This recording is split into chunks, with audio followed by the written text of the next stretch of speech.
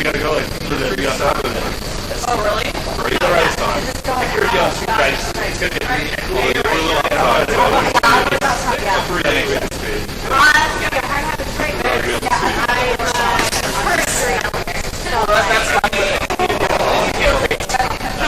There's no line to call.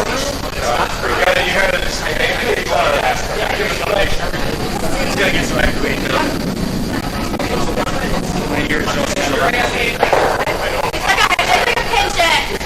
You watch. Were they curling at the end?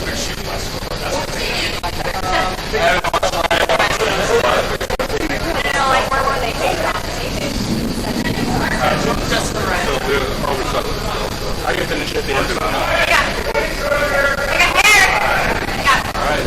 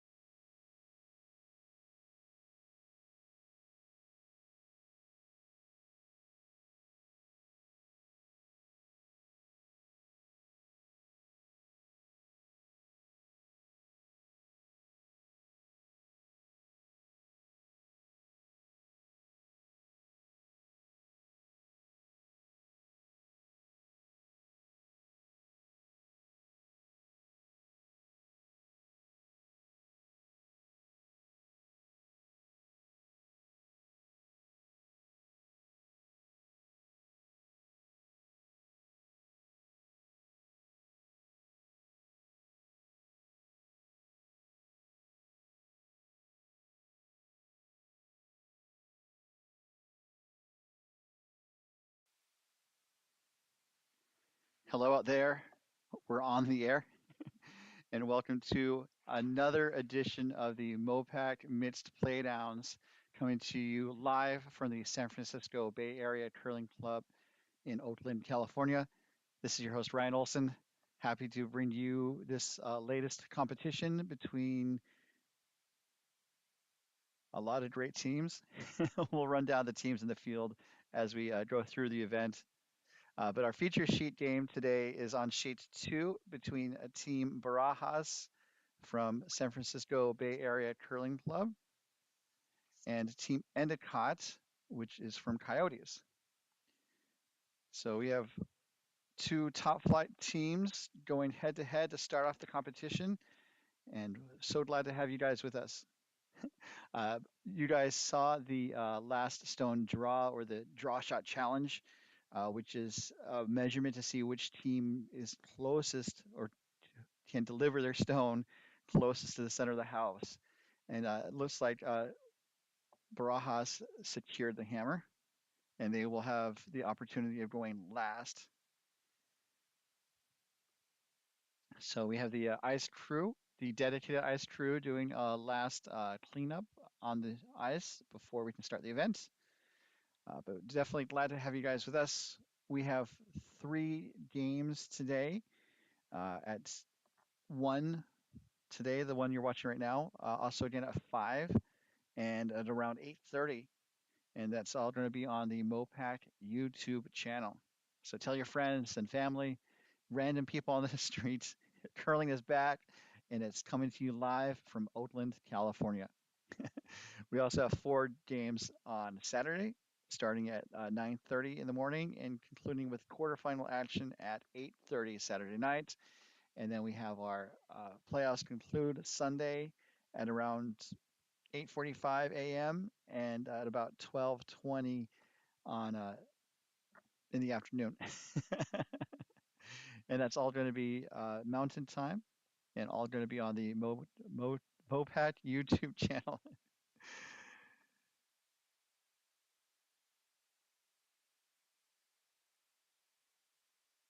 Looks like they're just waiting for the final cleanup to be concluded.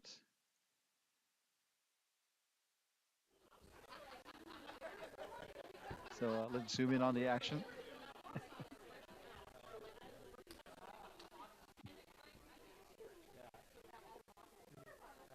If you guys have any questions or comments, please feel free to leave them on the YouTube chat, and I will do my best to respond. If you have any questions about the game, the rules of the game, what am I watching, it's all available through the YouTube chat.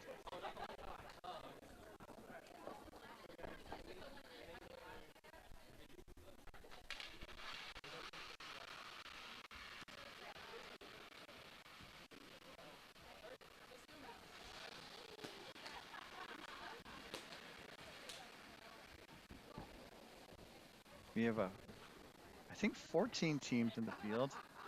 I'll double check that. It's definitely a lot of teams in our field, which is really awesome. It really shows the strength of the region. And hopefully we'll have a really great game today. Okay, 10 seconds. Get ready to start. And San Francisco upgraded their microphones, so you should be able to see or hear more of what's going on.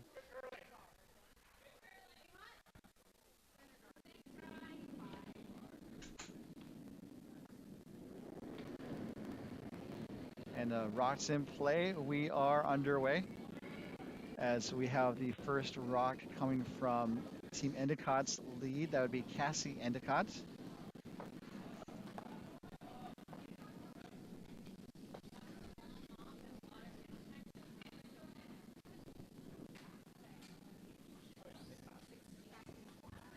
And this is going to be a center-ish guard.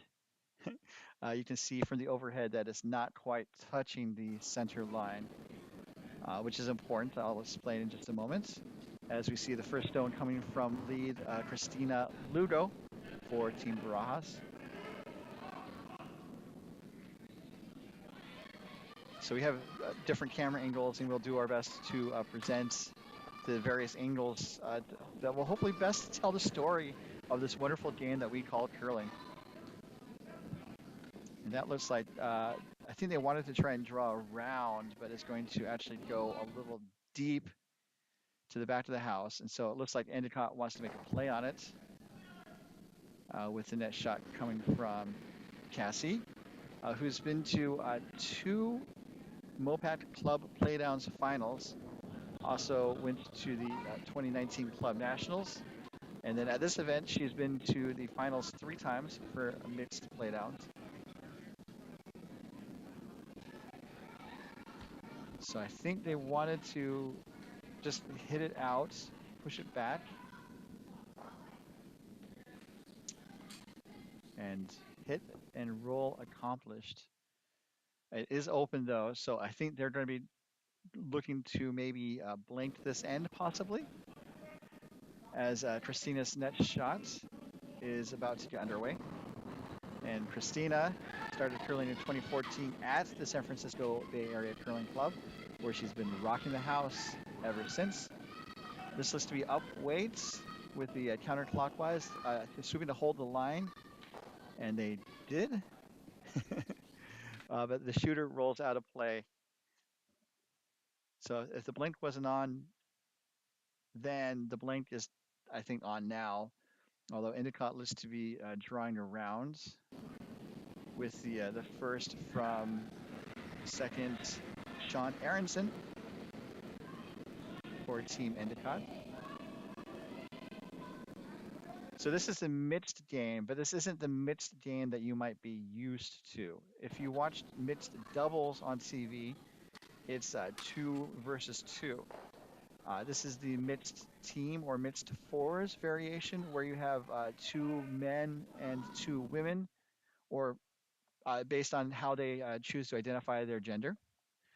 And the positions have to be alternating. So if you have a man throwing first, then a woman has to throw second, and then man, woman, and then usually they have the male skip, so it's going to be woman, man, as we're seeing here from second Eric Chiarella Jensen, who started curling in 1999. End of list of facts.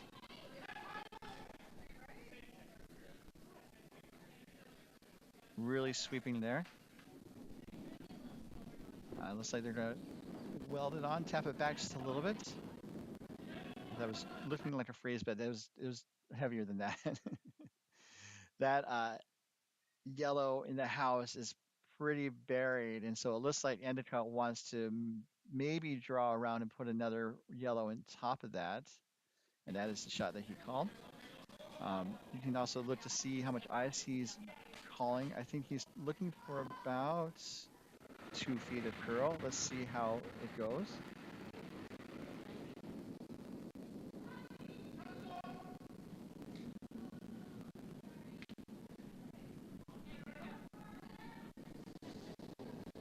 So Santa Ana the ice was shaping up to its customary speed pretty quickly. So we'll see how the shots go in terms of speed.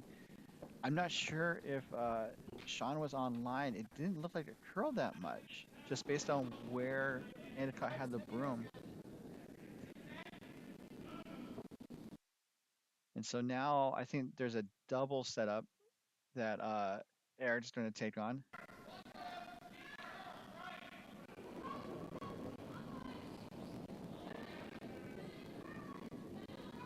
So I think if they hit the yellow on the outside, I think they'll be able to get both yellows moving. But this is over curling, so they might be looking to hit and roll at this point. Hit and just a small roll, not too bad. That yellow is pretty wide open, and so it looks like I think Endicott wants to maybe draw to the inside of the red. So this is a mixed fours format. Both teams throw 8 total stones. That's another variation or difference between the mixed fours and mixed doubles.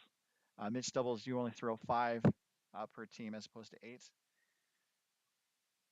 And this looks pretty good as we watch the rock come down the ice. Maybe wants to go over it a little bit more. Ooh, it did jam on the yellow in the back, pushed both rocks to the back 12 foot. So not too bad. I was saying the blank was on. At this point, I'll say the blank is off. There's too many rocks in the house. I say that, but a top level curler might be able to get all the rocks moving. I wouldn't put it past them. As we see the next rock coming from Olivia Andre. I think just, ooh, this is hanging out.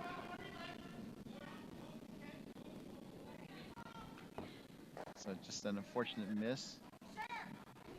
That's the second shot down that path that's been a little flat, as in it didn't curl as much as I think the teams were expecting.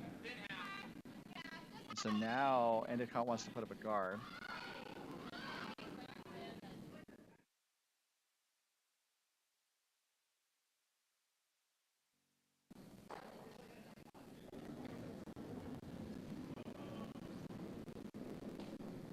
This is Kate Garfinkel, the third, and also the president of the San Francisco Curling Club. So definitely thankful that San Francisco was able to accommodate and welcome us, MoPac, and these teams to their club for the weekend. Yeah, it looks like it just kissed the shot stone. And so now if you look at the overhead camera, it is Team Endicott sitting 2. They're pretty open though. Barajas can get to them. I'm sorry, I got the team mixed up. That was Olivia's, and this should be Kate's shot.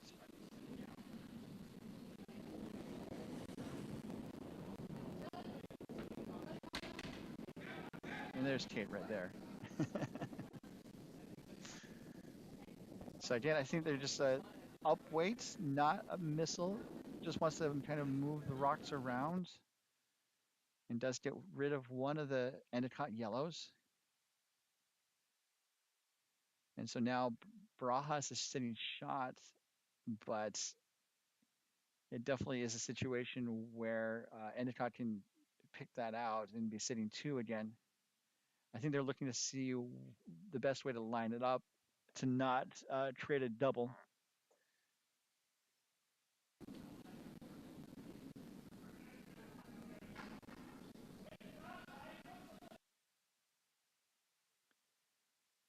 So you can see from the overhead there.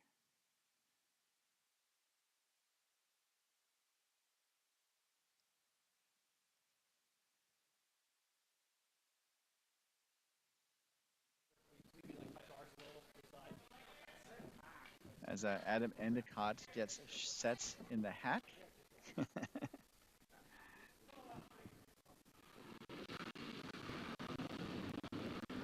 Adam Endicott has been to 4 MoPac Mixed Playdowns finals.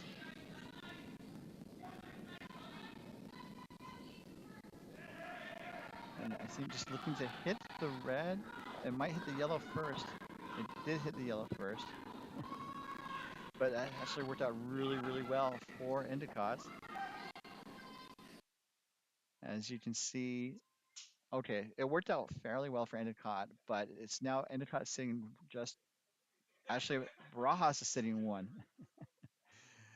So whoever's closest to the center of the house gets the points, 1 point for each rock. And so it looks like just from this overhead that Barajas is sitting 1. And so now we went from a possible blank to Barajas has a chance for 2 or maybe more points here. So Barajas is probably going to hit out that yellow, sit 2, and then Endicott's going to have a decision to make on how he wants to address the situation. So a bit of a jam.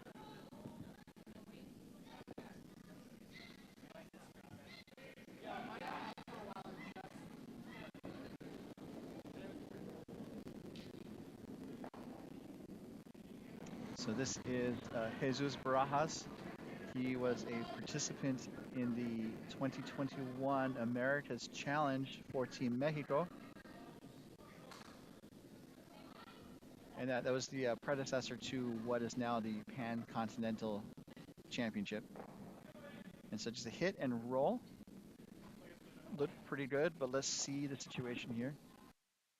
Looking at the overhead, it is third shot. So now Endicott, if he gets rid of the Barajas shot stone and sits like the second shot, like 1 and 2 in a situation or in a position that Barajas can't get rid of both. Now we're going to go from a possible double to a force for 1. And then when you have the hammer, the advantage going last, you want to try to score 2 or more points with the hammer. It's to really maximize the advantage of going last. So here, I wonder, are they looking to maybe? I, I don't think the double's there, just because it's a very thin double. But they could also be looking to maybe hit and roll under. So right now, Barajas is sitting 1 and 3. Endicott is sitting 2 and 4. I think they're going to try and hit and roll under. I don't know.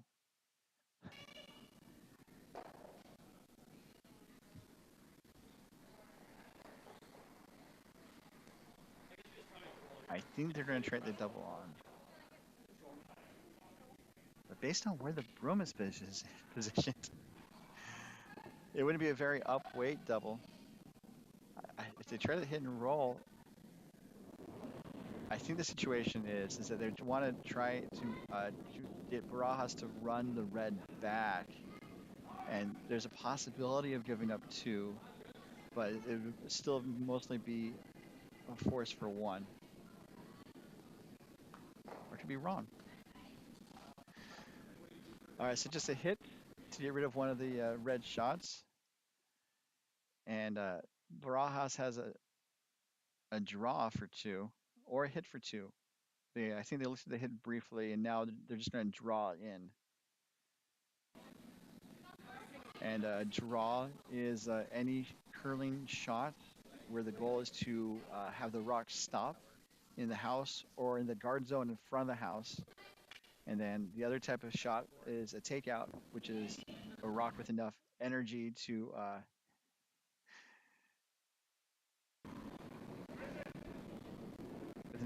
get rid of 1 or more stones.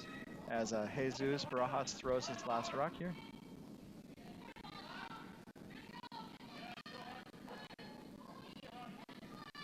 Just look for a draw. I think it's light. It's pretty close. Needs to be a full 8 foot, almost touching the 4. Yeah, it's there. So those to be a count of 2 for Team Barajas. We'll wait till they post the score. Just because what I see on the screen, what you might see on the screen, might be different than what is actually on the ice. So it's always good to just kind of go with what they know, as opposed to what we think we know.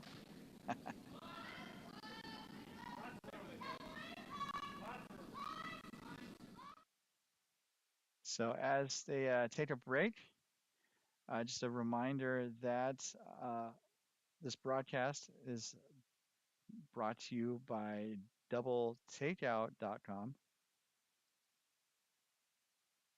Doubletakeout.com is operated by Ken Pomeroy, and it is a site for curling stat geeks.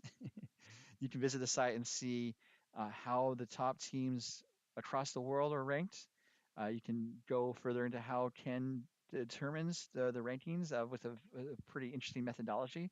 That's all on doubletakeout.com. So as Barajas gets set for the second end, definitely do know that Endicott has the hammer for the first time.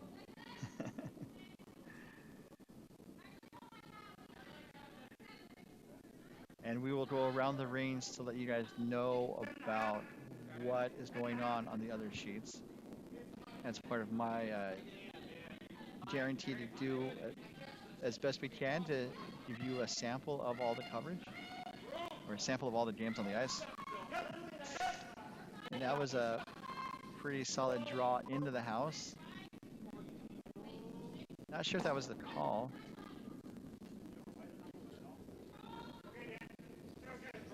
Although it definitely does, I think, force Endicott into a takeout game quickly to start. So Christina's likes include gardening, board games, and reading, which are quite good. So the hit is made.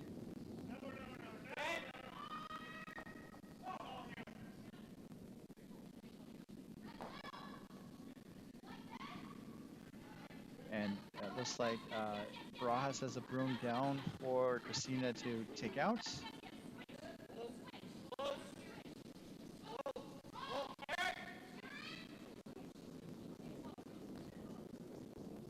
Looks like it's going to hit and roll out. So it's going to hit, and the shooter rolls away.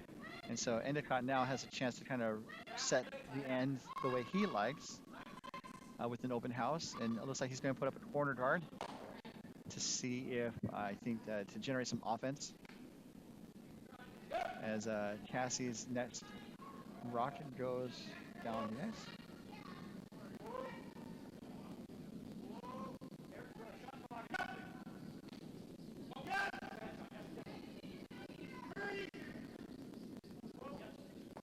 This is looking very corner guardish. So you can see in a moment when I switch camera views. Looks like Barajas wants to put up a center guard. So you can see now that there are clocks on the ice. These games are being timed for 8 ends. Teams have 30 minutes of thinking time, which is the time when they get control of the ice to when they start the delivery to finish the game. Also, teams are afforded one timeout that is up to 2 minutes, thanks to the presence of a coach at this competition. Otherwise, it'd be slightly less. And that is a center guard. So we went from a takeout game to a guard game. And it looks like Endicott is really going to see how much the ice curls from the wings there on the edge of the 12-foot. As Sean gets his next shots underway. Sean was a runner-up at the 2018 MoPac Club National Playdowns. He was also a champion at the 2019 and 2022 MoPac 5 and Under, which is for curlers with 5 years of experience or less, not 5 years of age. That is something that seasoned teams enjoy. It was like, oh, like 5-year-olds are curling?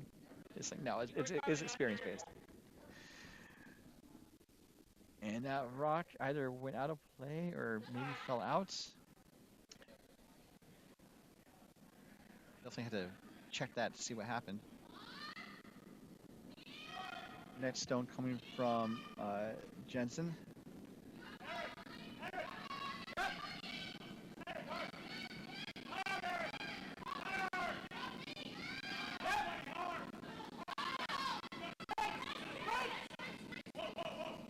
You can really hear the mics now.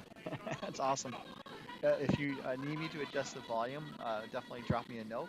We'll see what we can do. So I think they were hoping to draw around the center guard, and it doesn't quite get there. It looks to be 80 to 90% open. And so I don't think it's going to curl enough to get over the center.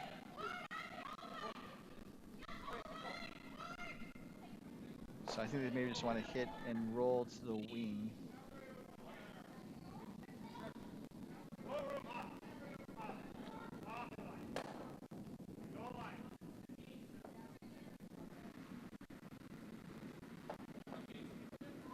Shots away.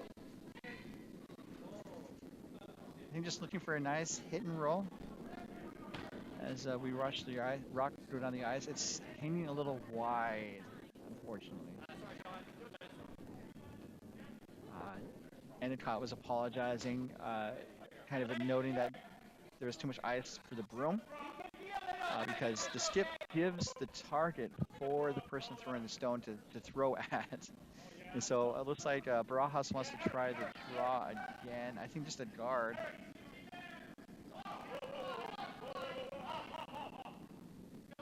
As we see Kate Garfinkel get set.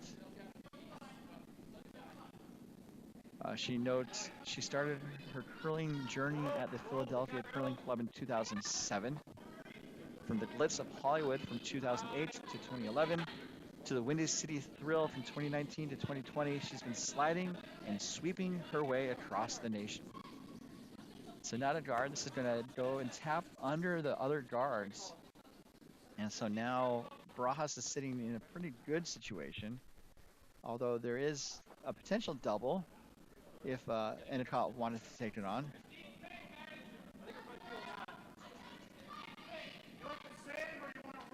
Looks like they want to peel the guards,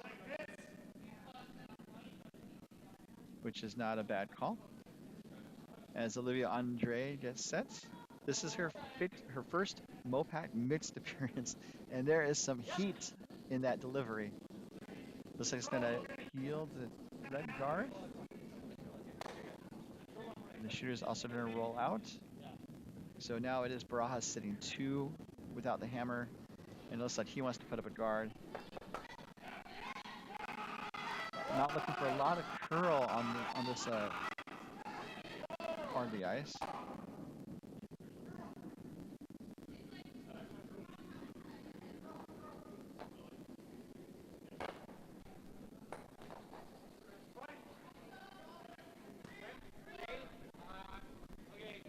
This is Kate's second.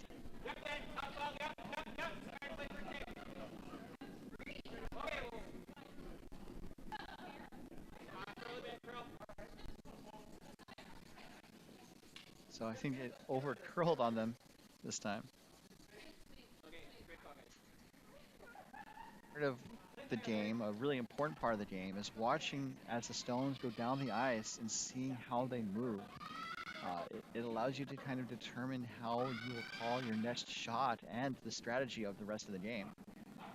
So it looks like they're going to try and take out the guard again. There's a double there again. So we'll see if Kate can ring the bell. No, sorry, this is Olivia.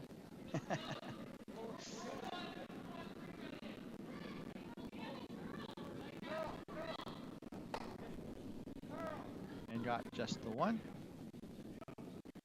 Shooter rolls away out of play. And so now it is Barajas sitting 2 with a fairly open house. The rocks are exposed.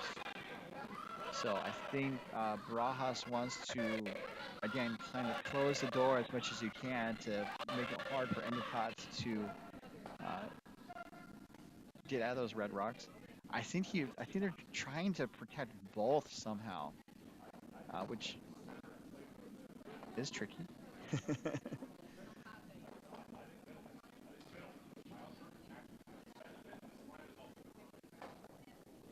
As we'll see the rock go down the ice. And based on where Kate moved her broom, they are expecting it to kind of go between both. Calling for some curl there.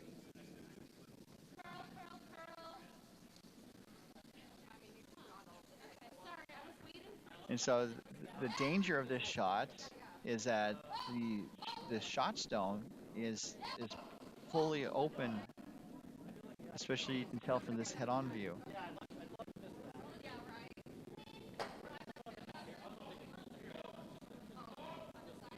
That looks like a tricky situation. I mean, Barajas was sitting 2, but where the rods were placed on the house, there were definitely ways for Endicott to make a play on one or both of those rocks. And so I think they want to do like a soft hit and roll. I don't think they want to do anything heavier than that. as Adam Endicott delivers his first of 2 skip stones. He's been to 4 MoPac Mixed Playdowns finals and the 2014 Mixed Nationals. So just a soft hit and roll under their guard. That was a great shot there by Adam.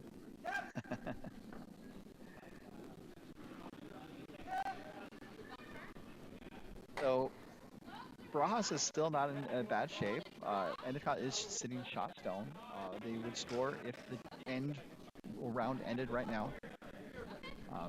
But it looks like I think Barajas wants to follow Endicott down and just basically tap that yellow back. And so then Barajas would be sitting 2 and Endicott would be forced to draw for 1.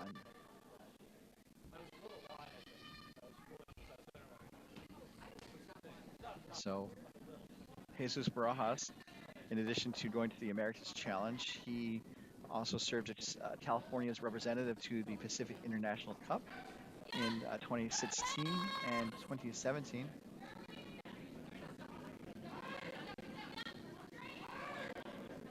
So it's around the guard. This is a little up weight, but it's enough to get the yellow to go out of the house, and the red will go to the back 12 and hang on. So it is now Barajas sitting 2 and in a very difficult position for Endicott to try and get rid of both. And so it looks like Adam Endicott is resolving to just draw to the 8-foot for a single point. So while we have a second, I'm going to get up my stopwatch and kind of see how fast this ice is by timing how long it takes for the stone to travel between the first blue line that you can see and then the second blue line where the rock enters the playing area. We call it split time.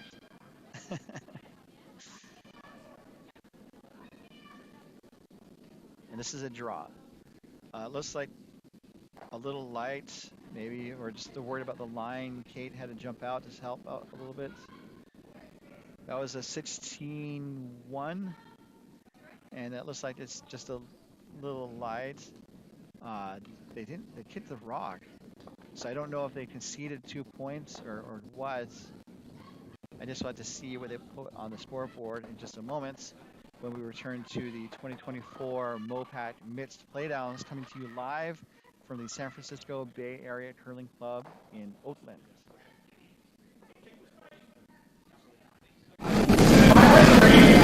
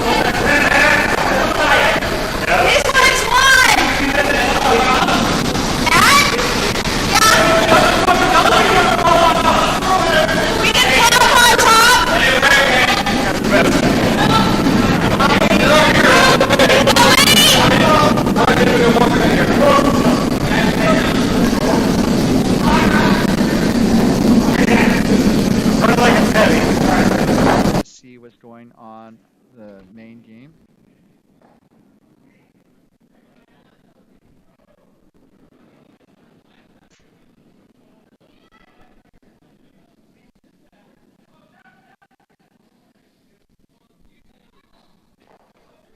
So it looks like Barajas has a 2 in the house, and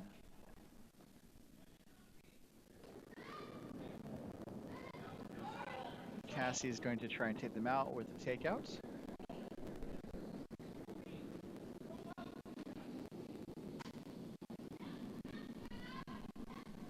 It's pretty close. Going to get one out, but just the one, as one of the Reds jams on the second.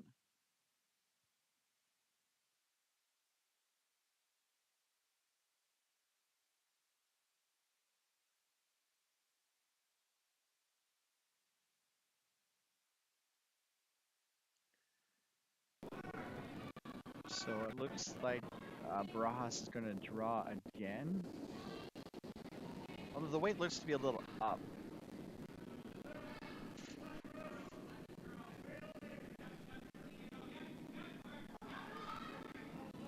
Settling down a little bit. I think they wanted to hit the yellow side, and that does seem to be the mission accomplished there. So it is Barajas sitting 1 and 3, but Endicott is sitting second shot. So it looks like Endicott wants to hit and roll. Just kind of, I think, open things up a bit. As Sean gets set. So Sean tapes his broom like a hockey stick for some reason. I guess we can kind of see that there.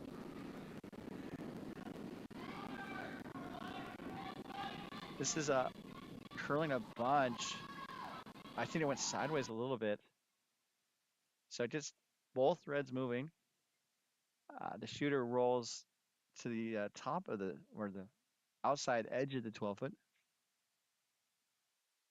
So now it is Endicott sitting 1, but Barajas is sitting 2 and 3.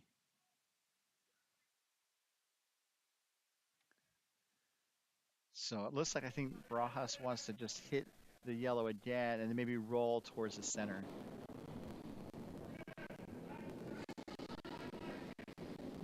As we see the net stone coming from Eric. Looking for a hit and roll.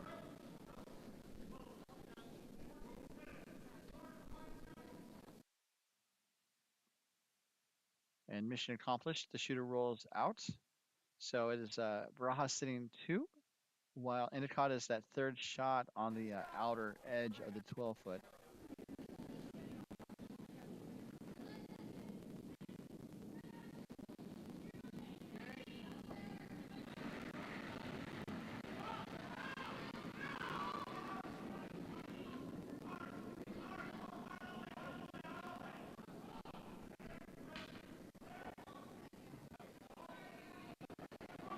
So looking to just, I think, hit and roll.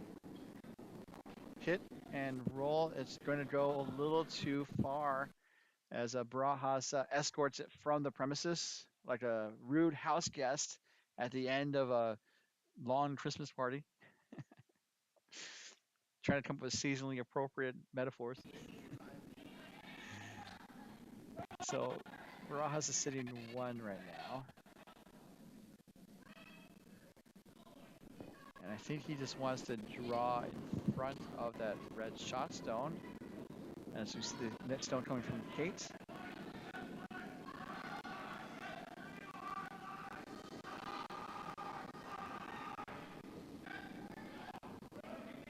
She's competed in the 2023 Club National Championships. Also was at the 2020 Winter World Masters Games. And this shot will be going into the house, covering about 40% of that shot stone. And the shot in the back, or that red in the back, still is shot, but Endicott wants to clear the top red, which I don't blame him.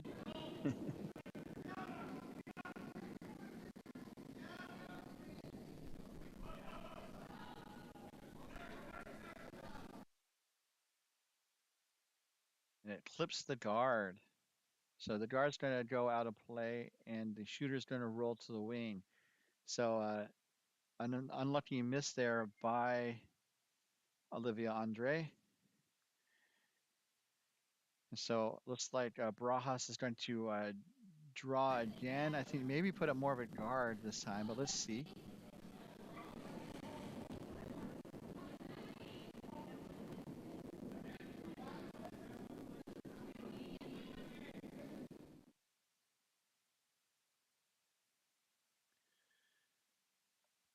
As we see the rock come down the ice. So they're not a guard. It's too heavy to be a guard. It's going to actually clip the top red and then roll to the forefoot to be shots down. So there's a double there. I say that a lot over the course of a weekend. Sometimes they take it on, a lot of times they don't. This, for now, though, I think Endicott wants us to hit the red. That's the shots down. Maybe roll as Olivia's net shot goes down the ice.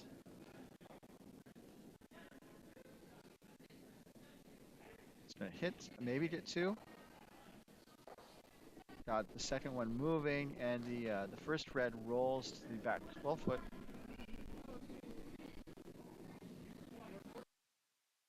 So now it is an Endicott sitting shot rock.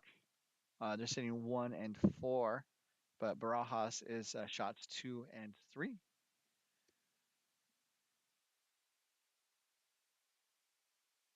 So it looks like Barajas is just going to take on that Endicott shot stone.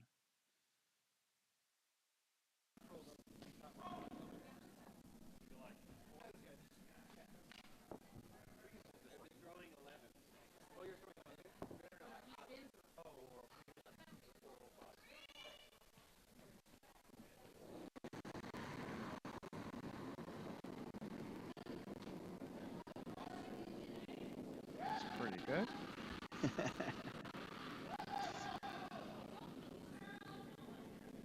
They wanted to curl a little bit. Does get to the face of the yellow shot stone and noses that yellow through the house out of play. And so now Endicott is facing 3 reds and trying to manufacture what they call a stips and deuce, where the stip scores 2 points with his or her own 2 stones. Because every player on a team throws 2 stones each in the 4-person game. But there is a lot of red in that house and just a scintilla of yellow in that top edge of the 12-foot ring.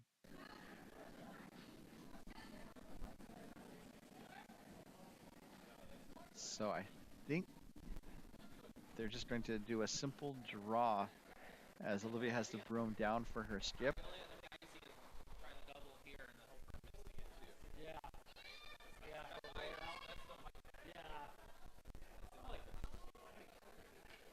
So they're talking over possibly doing the double.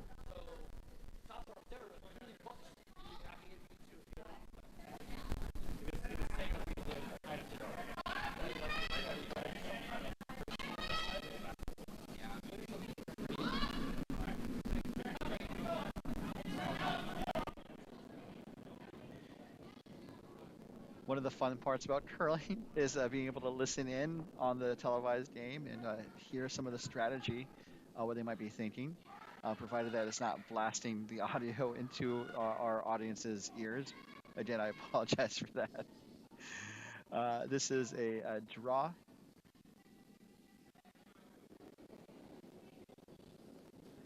I think they want to try and get as buried as they can. And it is pretty exposed for Barajas to hit out, although he has to be careful. As you look at the overhead button cam, if he hits it at the wrong point, it runs the risk of jamming on the back red at about 10 o'clock, where it says this, just above the word this. So it has to be careful about where he hits it. because if he hits it wrong, it could be 2 points possibly for Endicott. But I think they just want to just do a gentle weight and get to the nose of the yellow and just tap that yellow back to the 12 foot where it's not going to do, where it won't be really much of a factor in this end.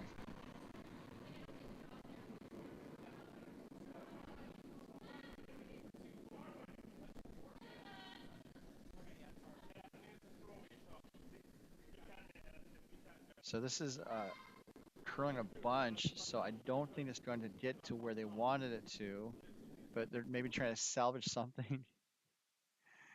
It does narrow the scoring area. So I think that shot was a bit of a miss. And it does give Endicott a chance to score that skipper's deuce, which is one of the most fun things to say in the game of curling, the skipper's deuce. Uh, and also, this is a shot where they don't have to take too long to draw up the shot, which will save them time on their game clock.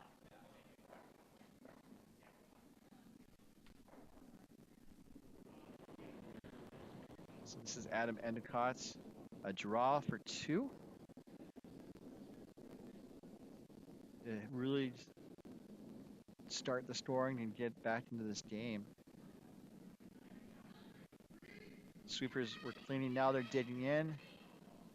Looks pretty good. Just needs to sit down now. A slight bump is not too bad. Too much of a bump could be a disaster. And it does bump the shot stone, but not too far. So it's Endicott scoring 2 to bring the score to Barajas 4, Endicott 2 when we come back to the 2024 MoPac Mixed Playdowns brought to you by doubletakeout.com.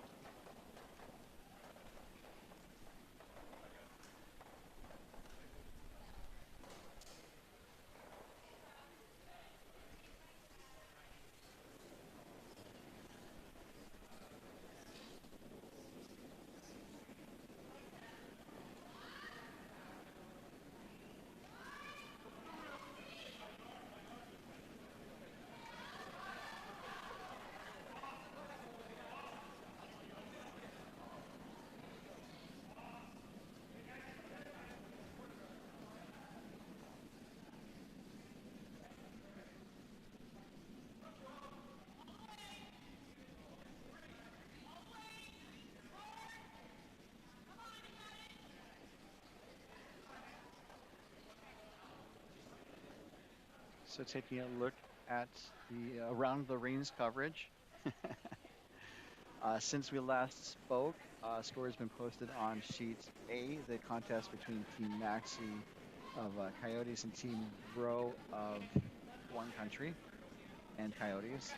Looks like Grow is forced to a single in the third end. And on sheet 4, looks like the contest between Team Feldman with the Red Rocks and Team Donald with the Yellowstones. It looks like another single was obtained by Team Feldman.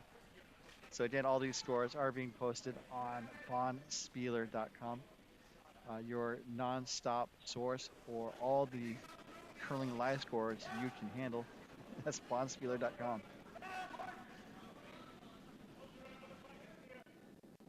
Shifting back to our feature game.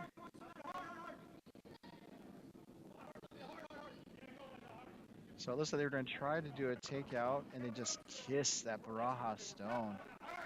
And that was from Christina. Oh, apologies. That was from Cassie. There's Christina in the hack. So she's been curling since 2014 at the San Francisco Bay Area Curling Club. Not only is she a phenomenal volunteer and active member of the club, she's also a fierce competitor, playing in the past MoPac Miss Playdowns and medaled in the Arena National Championships. So looking to draw.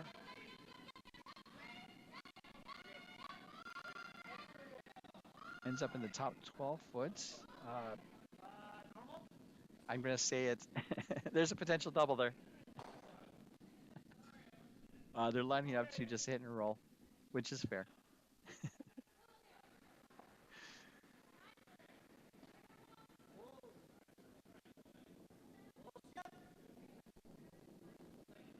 If they make the double, I think it would just be a bonus.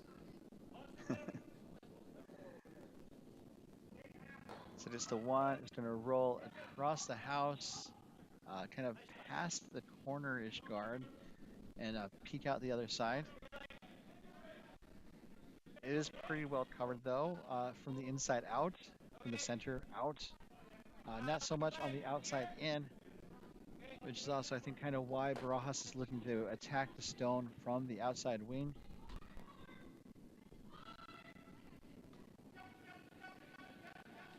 As Eric Jensen makes his net shot.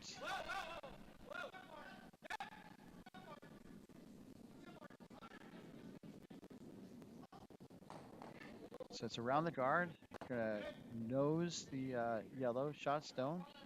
And again, Barajas is sitting 2. So definitely giving Endicott a lot to think about in these early ends here in the third. As I update the scoreboard on the fly.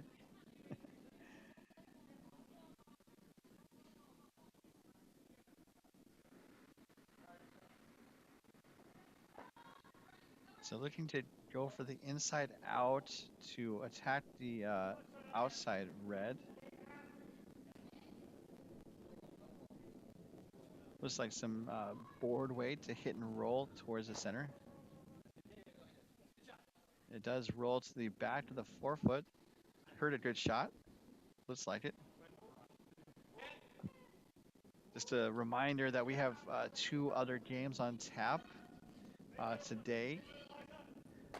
Our next game is going to be at about 5 o'clock Mountain Time, as we will see Team Siggins take on Team Yours. And it's going to be here live and also on the MoPac YouTube channel. And then our nightcap will be Team Norris from San Diego taking on Team Howells from Hollywood. So we have a SoCal clash set up for our nightcap at about 8:30 Mountain Pacific. We're in the Pacific time zone. I apologize. I live in the Mountain time zone. As we see Olivia's shot. So Olivia was a 2022 Coyote Cup champion. This is going to be a little wide, unfortunately. Through the house, out of play.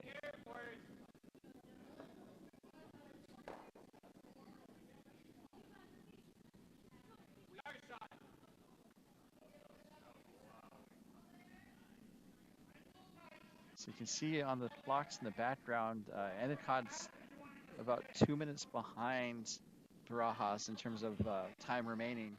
So in terms of, you know, the game is really making one team think. I definitely think Endicott's had to do a little bit more thinking as this game has progressed.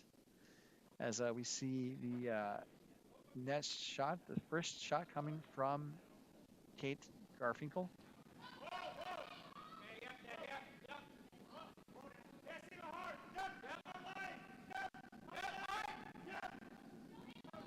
Really digging in there. I think they were hoping to get into the house. Ends up a bit light. And so Endicott could try to make a play on the shot stone. And that's what they choose to do. They were looking at possibly drawing around the red guard that was just put up, and then opting for the takeout. So let's see how this rock goes down the ice. Calling for a sweep.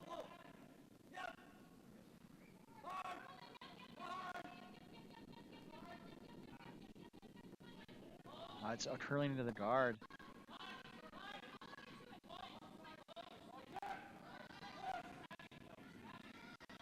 So the times that they've been to the outside, it looked like the shot was wide, and so I think Endicott gave them less ice, and as a result, it over curled into the guard. And so now I think Barajas wants to draw around those two center guards.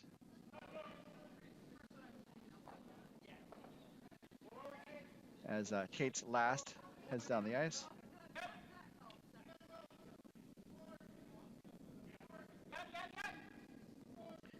The weight's going to be really important with this shot. Because they want to get around the guards. They also want to be in the house. And this is coming up a little light again. Goodness. So Barajas is having a little tricky issue with the weight, and Endicott had an issue with the line in terms of making sure it curled to the right place. So Endicott has the broom down for his first shot, or Olivia has the broom down for her skip.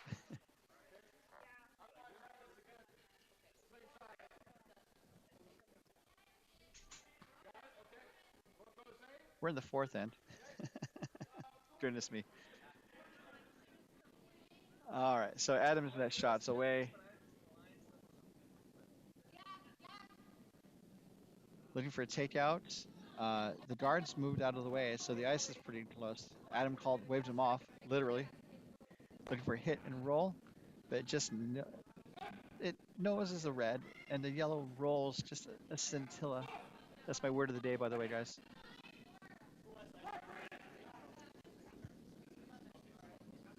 So after this fourth end, we are going to take a break with the teams. It's a 5-minute break between the first half and the second half of the game. Teams can play up to 8 ends of regulation.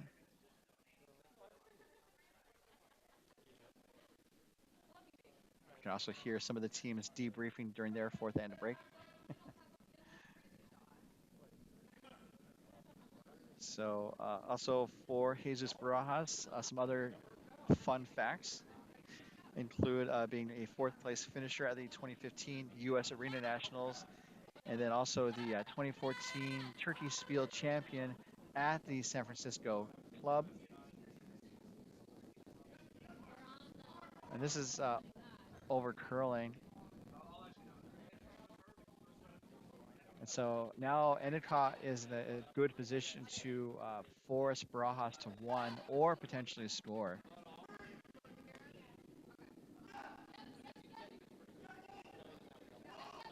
So looking at this overhead, I think what they want to do is they want to kind of block off the draw path on that side. I thought that they could maybe try to draw on the other side, but then it leaves open Barajas a chance to hit the yellow and roll towards the center for a single point. And so I think really Endicott really wants to try to get a point here, take a just to be down 1 going into the halftime break.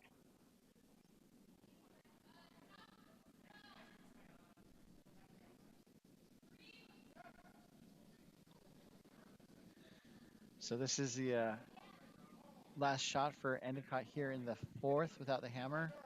Barajas has the last outright stone at the end.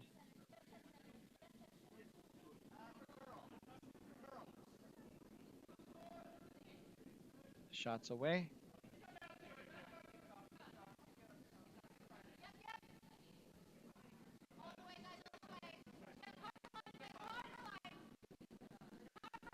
I think they definitely want to be in the house. And this looks like it's going to be pretty good. It wraps around the guard. is about 40% buried. So there's not a double there, really. It looks like Barajas is looking to maybe hit and roll under the yellow, and they would have like the full 8 foot to really play with for a single point. But yeah, Barajas has to make a play on one of these stones, or perhaps draw on the right side or the bottom side from this view.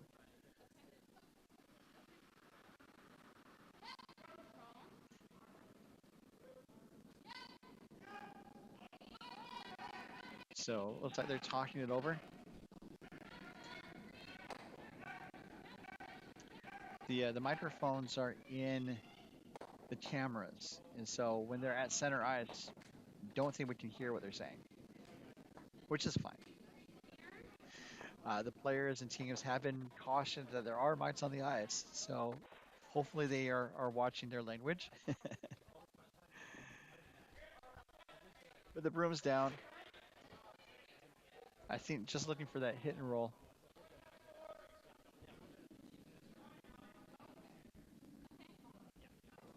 Even a slight roll would accomplish the mission, just to outcount the other Endicott stone.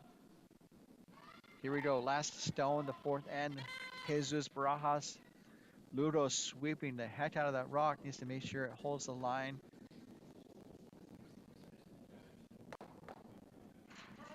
This guy hits. Ooh. The shooter rolls out of the play.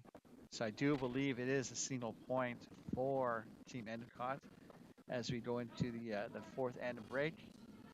As we see them post the score. The score is indeed a single.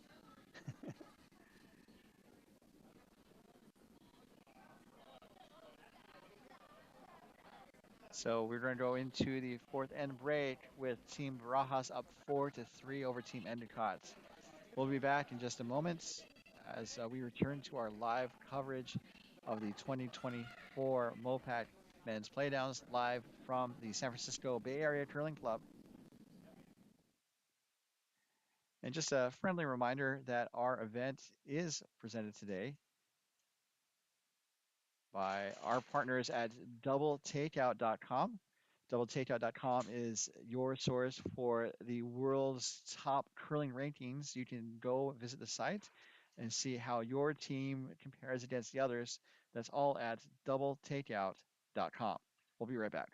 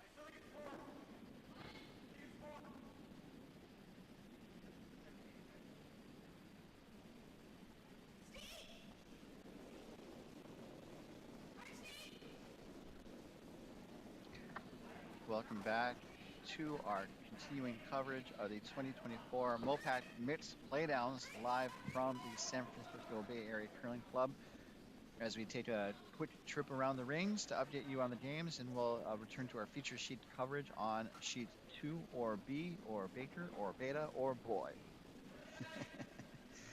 Sheet A looks like they are just wrapping up their fourth end break with Team Grow with the Yellow Rocks scoring a double in the fourth to take a 4-1 lead over Team Maxi from Coyotes. Sheet 2 is our feature sheets as Team Endicott has slowly clawed its way back into this game, getting a single in the fourth to cut the lead down to 4-3. Again, Team Endicott's with the Yellowstones, Team Barajas with the Reds. On sheet 3, the contest between Team Howells with the Bluestones and Team Murray with the Yellows. Looks like they're wrapping up their fourth end break with Murray up 3-2. Lots of close games across the board, literally. Sheet 4, the contest between Team Fellman, Red Rocks, McDonald, Yellowstone. It's been singles so far, but McDonald stole the fourth to take a 3-1 lead over McDonald. And then sheet E, looks like they're about to finish their end. Let's kind of keep an eye on sheet 5. Looks like Ken Pomeroy with the Bluestones is drawing against 2 Yellowstones from, I apologize, Steve Pomeroy has 2 right now, drawing for a third. This is going to be more of a guard. Tied game right now. Team Siggins from Coyotes, Denver, and San Francisco is playing with the Bluestones. Team Pomeroy from Oval Curling of Utah and Dallas-Fort Worth of Texas is playing with the Yellowstones. And so looks like this is the fourth end. So Siggins has the hammer. I think this could be the last stone of the end. Again, looking at sheet 5 on the lower left side here. Looking to do an in-off.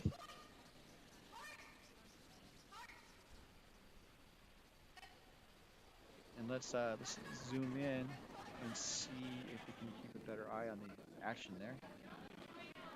So looking at the stones, this is the last rock of the end on sheet 5. Again, Siggins with the Bluestones and the hammer, taking on Team Pomeroy. And it looks like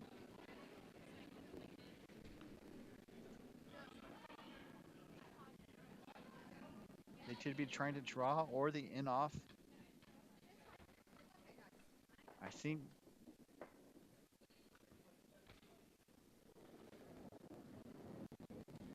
it's the in-off, but we will see as you guys see it.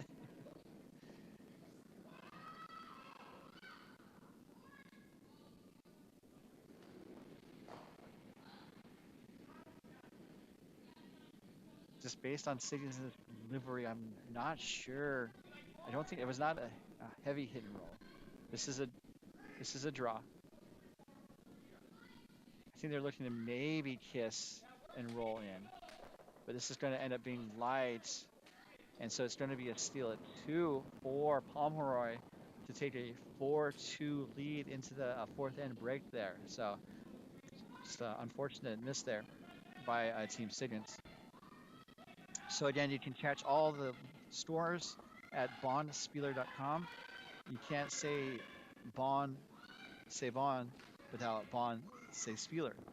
Bondspieler.com. All right, let's get you caught up on our feature sheets where rocks are in play. It looks like we're seeing the we're seeing the first of the second stones for Team Endicott. Again, that is Sean Aronson. This is a solid Coyote squad.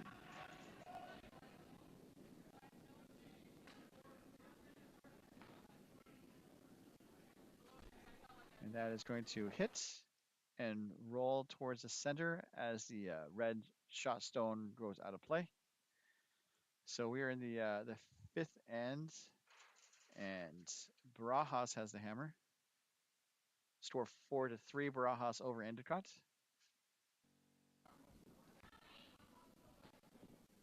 As we see Eric Chiarella get set.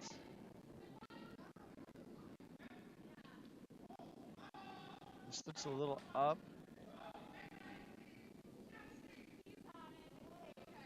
We're hit and roll. And it is going to roll. Is it going to stick around? Looks like it's hanging on by the hair of its chinny chin chin. As you can see from this overhead view, it is barely hanging on. But it looks like Endicott wants to make a play on it. I do some hit and roll there.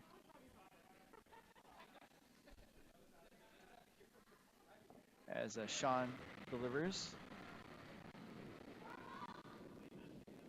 It's pretty wide, but the rock is really on the wings there.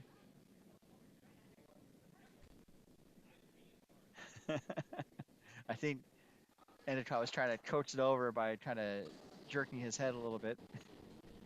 So it does get rid of that red shot stone. I don't think the yellow is shot.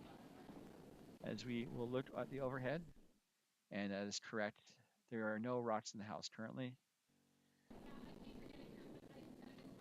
As Eric delivers his second, looking to draw around those corner guards, I believe.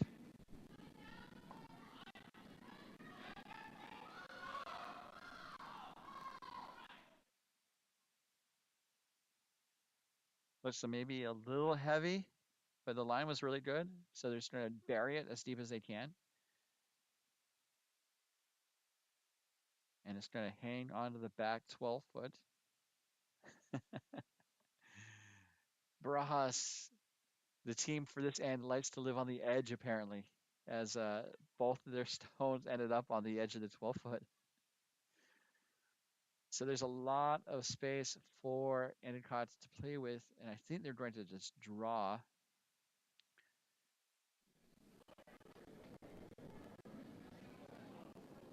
As we see Olivia's first rock make its way down the ice.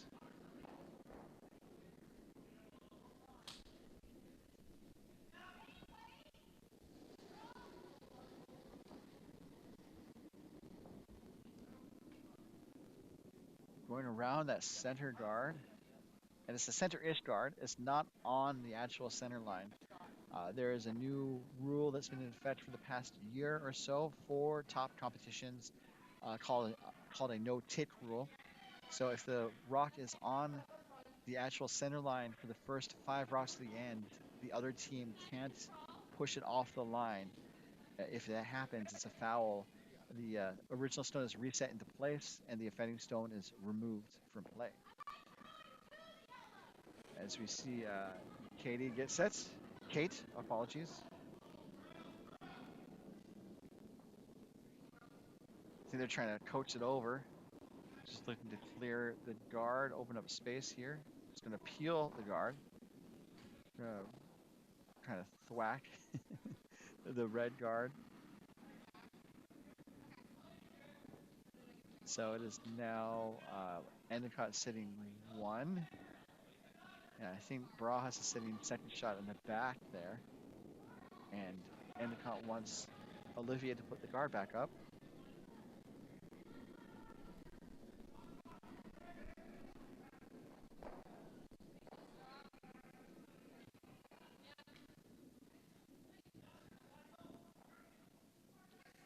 Looking for a guard. The line's probably the most important part of this shot. Looks pretty close. Maybe another 2 or 3 inches would have been molto bueno. Molto bello. As it is, you have a guard. It's about 40% covering the shot stone. And so I think Barajas wants to blow it up.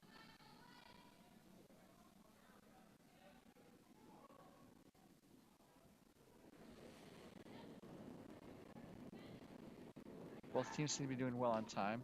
That one looked like it floated out a little bit.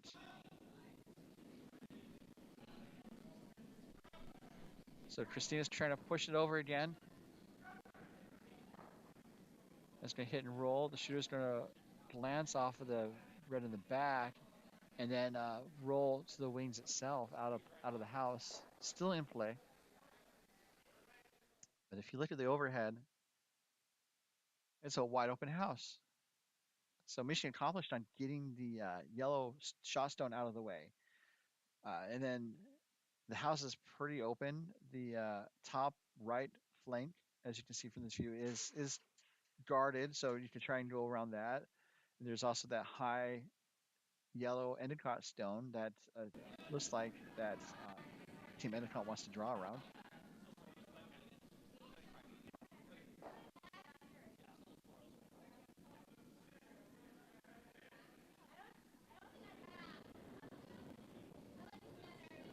Looking for a draw.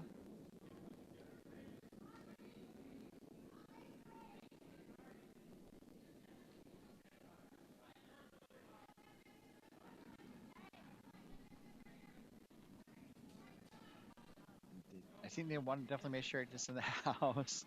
This is coming up a little light, but I think it's going to get there. Is it? It is. So I said Barajas likes to live on the edge, and apparently so does Team Endicott. But that is curling for you. Life on the edge.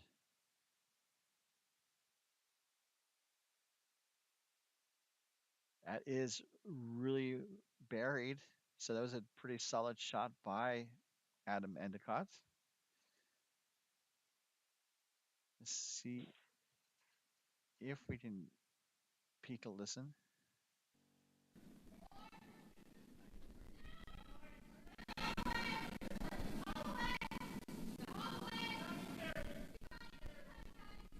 So that microphone is not it.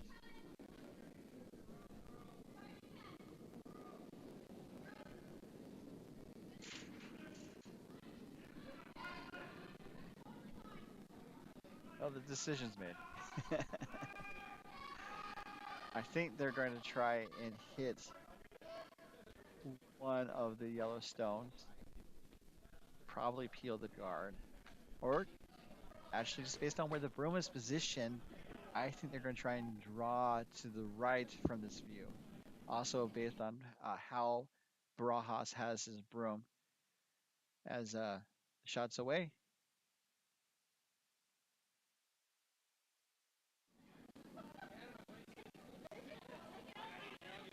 Christina's had to do a lot of sweeping this end. Needs to curl a bunch. So now Eric's trying to coax it under the cover there. I don't think it's going to get there. It's pretty exposed. So now it is shot stone. And so I think Endicott wants to make a play on it. I think it's a question of where to go with the shooter, the stone that Adam's going to deliver.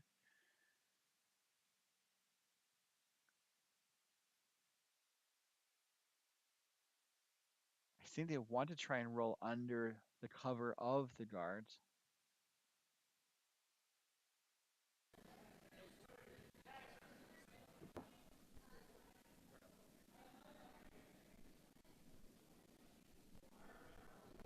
As Adam makes his delivery, his last here in the fifth.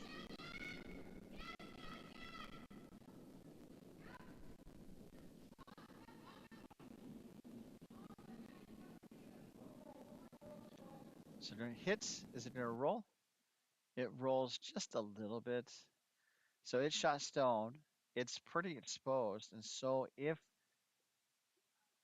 Barajas wanted to, he could hit the yellow and stick for one. Looks like they're going to just do a draw. There's some backing so he can be a little heavy, but not too heavy. It's going to be a draw for one to extend his lead back to 2 points.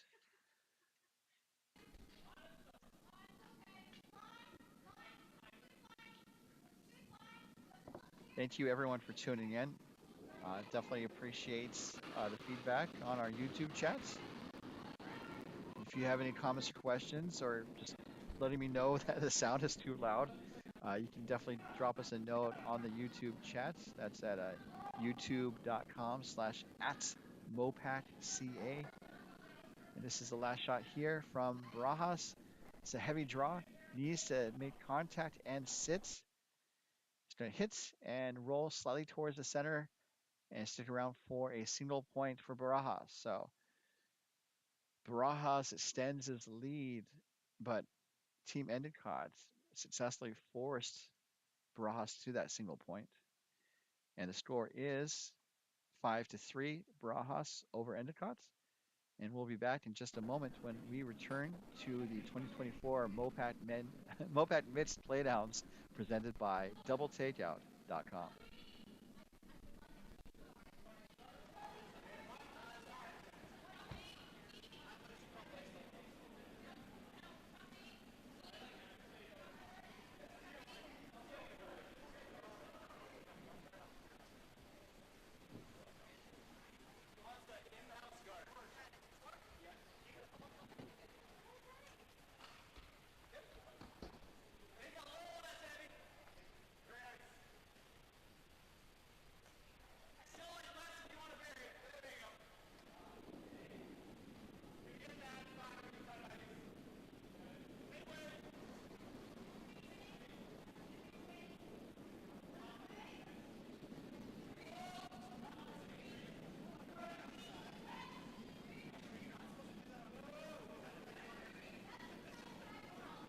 So looking at the around greens coverage, again, you can get live scores at our scoreboard partner, bondspieler.com. Lots of interesting situations. Looks like on sheet 4, the contest between Team McDonald and Team Feldman. It looks like Team Feldman is really putting on the pressure with 3 yellows in the house. It'll be interesting to see how that end concludes. But they have 4 stones to go, so well, I'll try and keep an eye on it, but we will return to our feature game. But you can also keep track of that game at bondspieler.com. So we see the first stone coming from Christina.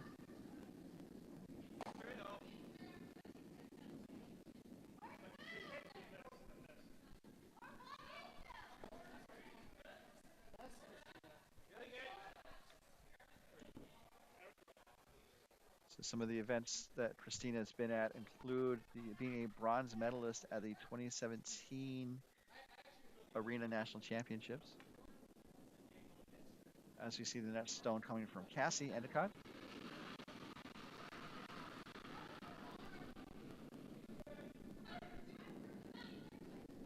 Looking to put up a corner guard, it looks like. Maybe going a little deep.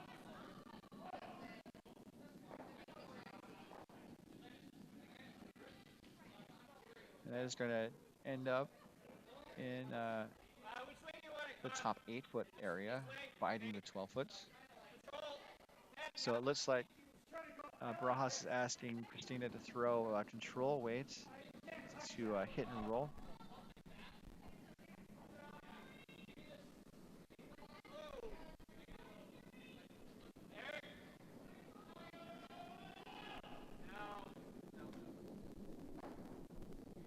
Sounds like he called the sweepers off and is going to go through the house out of play. It was a lot of weight. He did ask for control though. There's different types of takeout weights, and it does kind of vary about how teams call for it. As we see Cassie's second here, I think just looking to put up a corner guard this time. There's kind of like a soft weight takeout where if you throw with enough weight to reach the scoreboard, that's usually enough to move a rock that's hit, back at least a few feet, about 3 to 4 feet. And they also have control weight to take out where it's weight that's fast enough to move rocks around, but also not fast enough that the sweepers can't affect the direction of the curl and stuff. And then there's normal, which is whatever weight that a sweeper is normally comfortable with, takeout wise. And then there's the like a peel, which is a lot of upweight, really geared to move rocks around, particularly guards.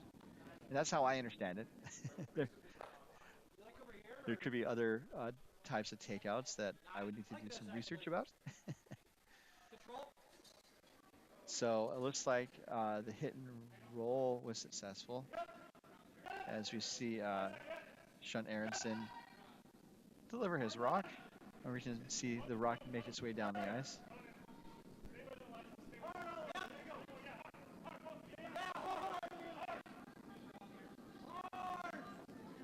Looking to hit. It's over curling. Adam wanted to sweep hard for a piece and not going to get even a Reese's piece of that red rock.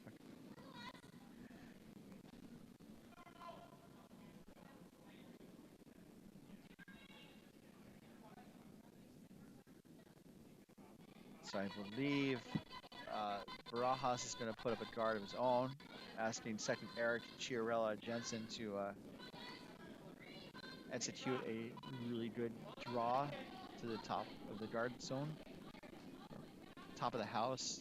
A tight guard. And looks pretty close. I think it's going to slip into the top of the rings.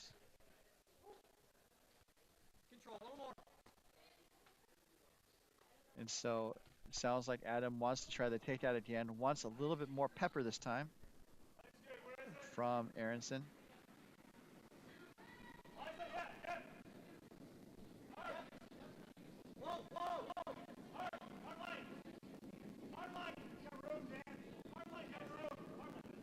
Needs to curl up just a little bit more, perhaps, for an optimal outcome. It does get the top red that Eric just delivered. The shooter's going to roll out of play to the wings. So just kind of reset to where we were 2 rounds ago. And Barajas doesn't take any time to put the broom down for Katie Garfinkel. Kate. So since 2011, she's been a rock star member of the San Francisco Bay Area Curling Club, bringing her passion for community and the sport to new heights.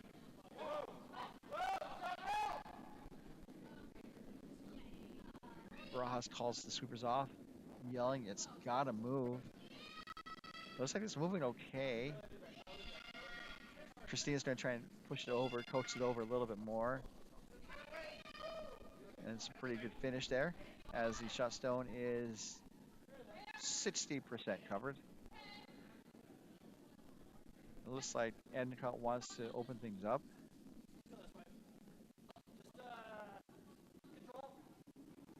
Calling for that control weight.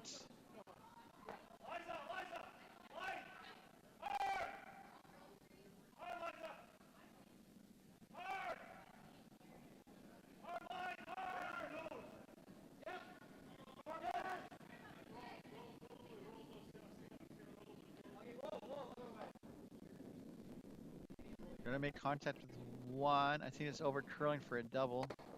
Let's see here. Got one. Ooh, really close. Endicott tried to coax the first red, to go a little bit further. Does get both of those reds moving. Barajas is still sitting 1.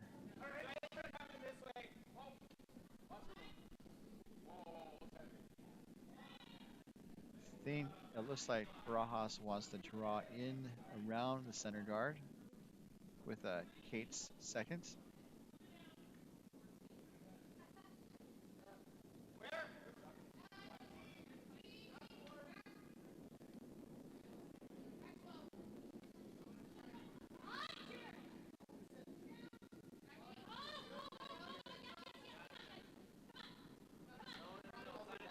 This is going a little deep. It's going to sit down in time. It does. Settles in the back 12 foot for second shot. The first shot stone is still to the wings, the top or the left side.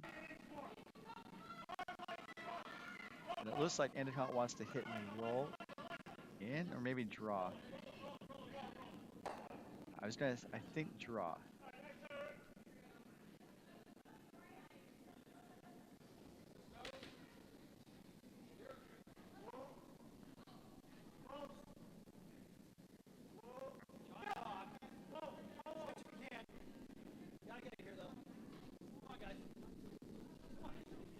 up a little light. Adam says it needs to get there. Ooh, it does come up a little light. It's been a couple times that some of those Endicott stones have come up light on the draw. Teams do get 10 minutes of practice before each game. A lot of it's geared to try to get a read of the ice and also to practice their draw shots to get as close to the center of the button as possible, because that determines who gets to go last. And for those in the know, going last is called the hammer and is a great opportunity to really affect the strategy of the round or end with that final stone. So in this situation, with that stone coming up light, turning into a guard, Barajas is going to try and draw around those guards.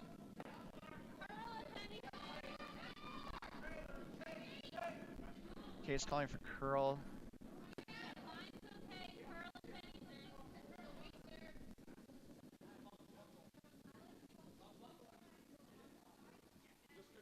So this is going to be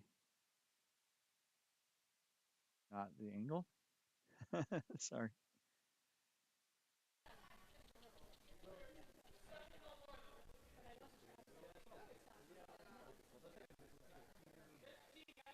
So the draw was successful. They are sitting 3 in the house, but it's in the back of the house. And so Endicott has a chance to draw around it.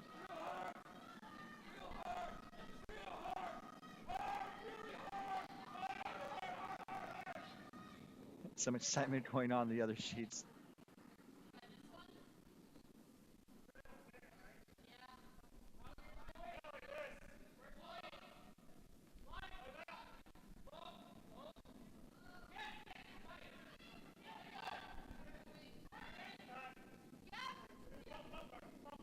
So looking, I think, to just draw around those center guards.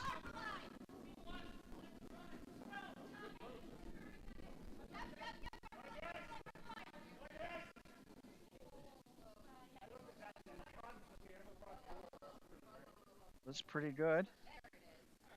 Settles in right on the button, right on the pin. It's a good shot there from Adam Endicott.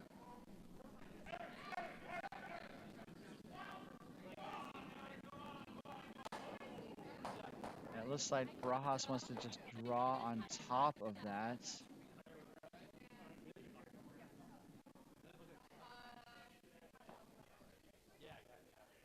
To kind of reduce the scoring area. Has to be careful here though, because I think they want to maybe just like put it right on top of the yellow.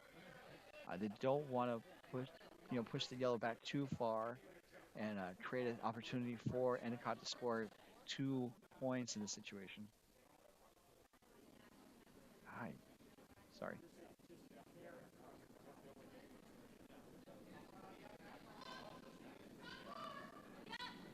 So looking for a draw.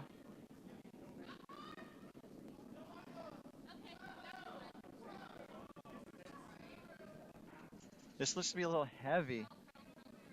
This is going to maybe set up the opportunity for Endicott to get 2 points here, and that does appear to be the possibility here.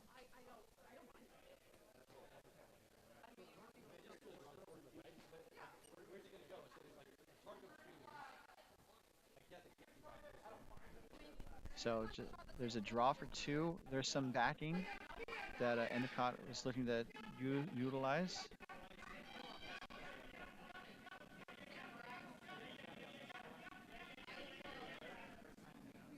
They work to get the broom set. I don't really think they really want to come back to that back red.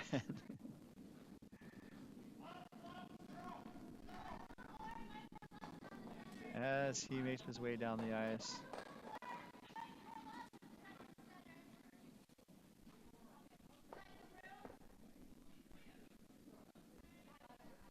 So this is Adam Endicott with the hammer here in the 6th with a draw for 2.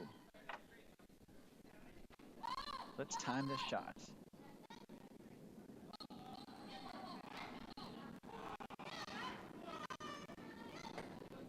So he's been light at times with his draw. Let's see if it's there this time. Got about 13-6.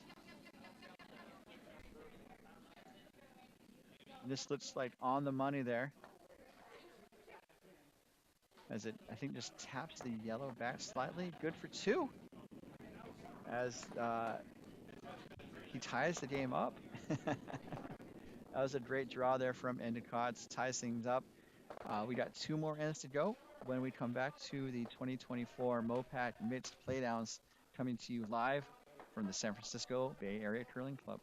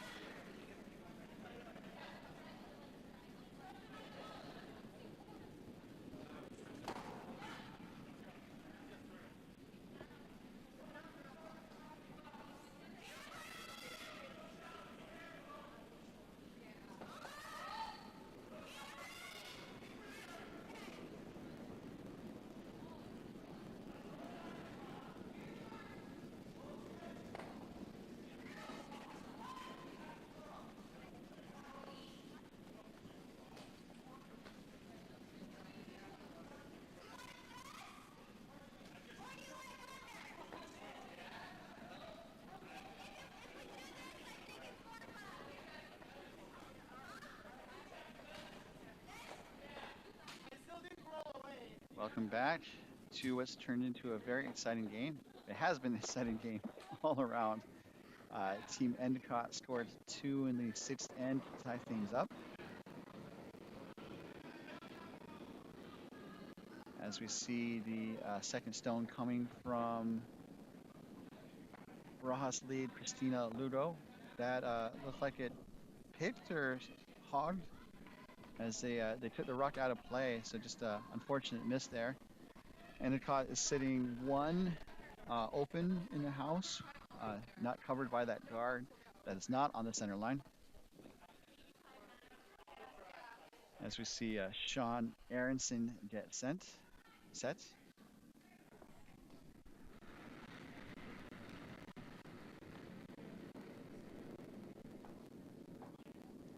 And I think just looking to put up another guard. It's a very close contest. Definitely don't want to trade an opportunity for the other team to get multiple points in this end. Thanks, Trevor. It would have. They believed it would have ticked the rock out of play. So now we have a center guard and a rock that is just off the center.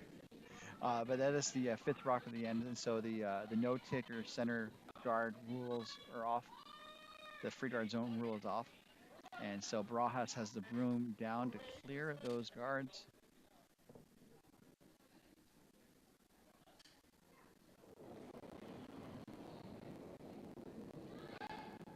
Looking for some peel weight there.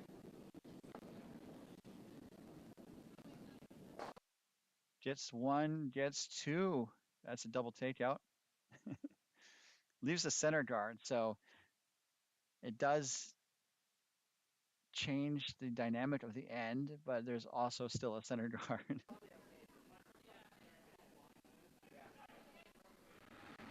As I think Sean is going to draw around the center guard and put up another center guard of their own.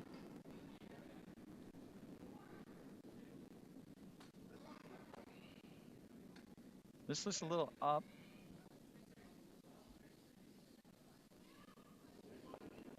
So yeah, the rock, the yellow that was there before was in the free guard zone, and the rock that the Barajas stone I think was delivered with enough weight that they thought it was going to go through, and well, it was going to hit the Endicott stone out of play and lead to a no-tick rule violation. So that goes in the house. There's a little nest there for Team Barajas to set up house there, set a little nest.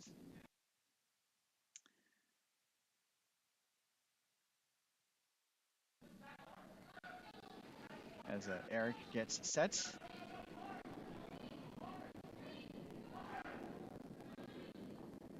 Another upweight shot coming.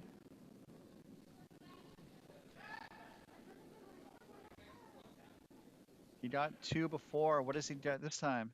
He's got one and pushes the other yellow to the back 4 foot. It is open. Right now it is Endicott sitting first shot and Barajas is sitting the second shot.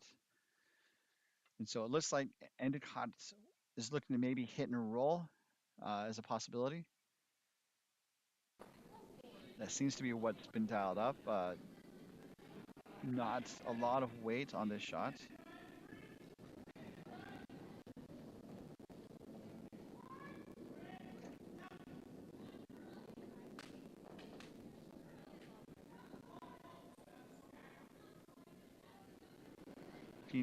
This is curling a decent amount. They want to make sure it curls back over the yellow, and it does. That's a great shot there from Olivia Andre, who likes cats, crafts, and curling, the 3 C's.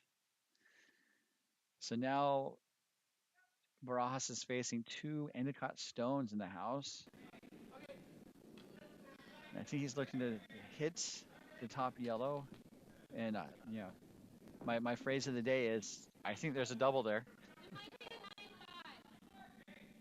And that is what they're dialing up here, a possible double.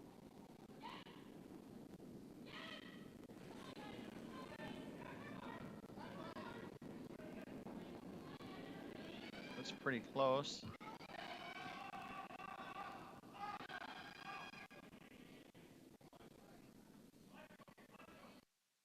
Gets one, and that's all. The shooter rolls to the edge of the 8 foot on the lower left side. I say left side because that's what it is from this view.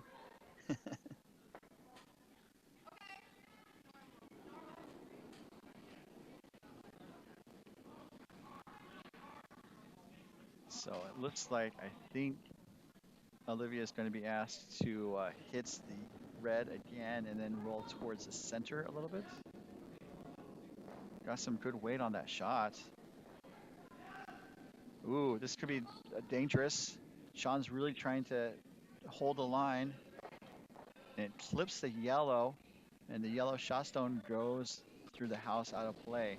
So now we're kind of going back to the scenario I thought I saw in the first end, where Barajas has a chance to blink this end and carry the hammer to the 8th end, and you know have the last opportunity to really score and secure the win.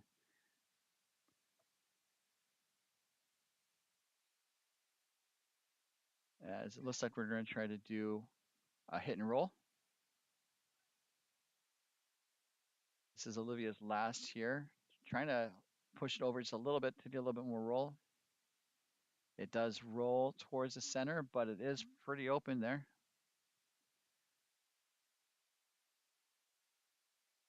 As the broom is down pretty quickly. Both teams do have a good amount of time. Usually try to play an end in about 3.5 minutes to 3 minutes 45 seconds. So they have more than that to play an end and 2 rocks.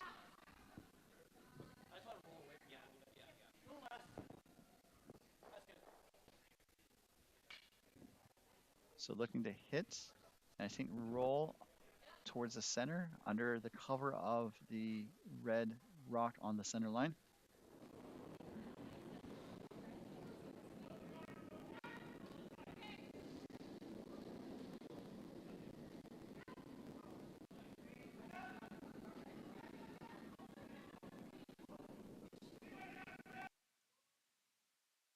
Just gonna nose hit it and roll just a little to the side, a little to the outside.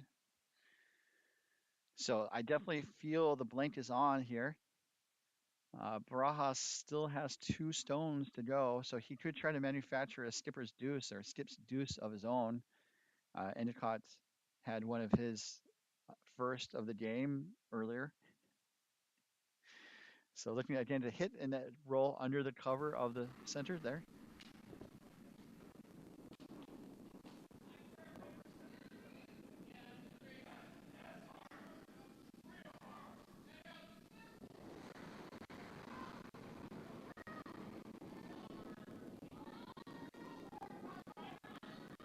There's a decent amount of weight on that shot.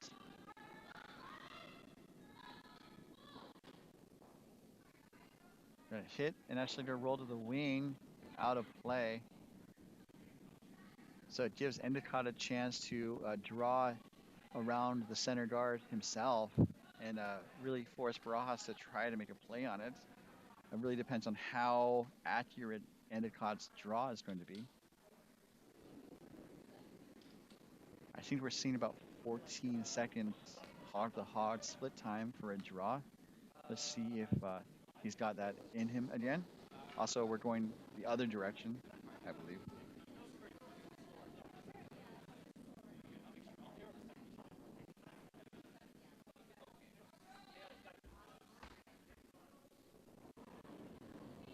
This is Adam Endicott's last here in the 7th. Looking to draw around the center guard, sit shots, really force Barajas to make a play on it. Weight looks pretty good, maybe a little up. I got the same time I got the last time he threw a draw, about 13-7. This is going to be in the back 4, I believe. Actually, back button. So that was really good weight, really good, really well judged by the sweepers. And so now this is a tricky situation for Barajas. He could try and peel that yellow out for the blank, but if he misses, he might give up a point. I think the numbers still favor making that attempt because even if he gives up a point, he would only be down 1 with the hammer in the very last end. But based on where the broom is set, I think they're going to just draw for 1, which is not too bad either.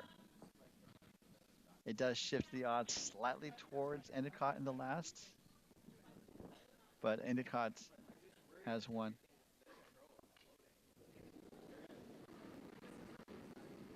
Let's see here, sorry.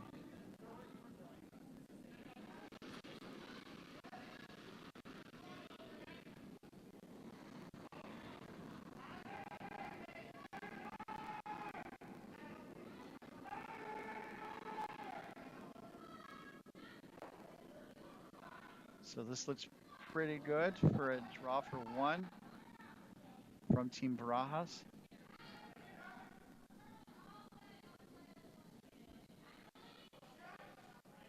Needs to be the button for a single point, and it is. It's a single point. So Barajas takes a 6-5 lead into the last end.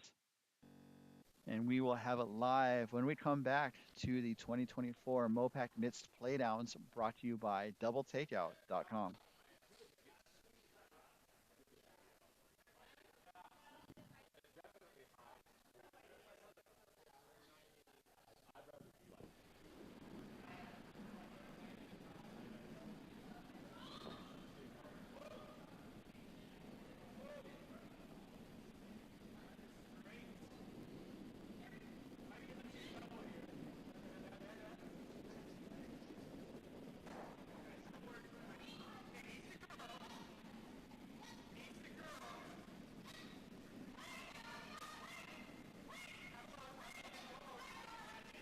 Welcome back to our continuing coverage of the 2024 MoPac Mixed Playdowns, coming to you live from Oakland, California. Just looking at around the rings, as you can see here. Again, you can catch all the scores at bonspieler.com. Sheet A on the right side, the contest between Team Grow of Wine Country and Coyotes. With the Yellow Rocks, they're up 6-1 over Team Maxi, playing with the Redstones. Sheet 2 is our feature sheet, which we'll get back to in a moment. Team Barajas with the Red Rocks is taking a 6-5 lead over Endicott as they start the last end.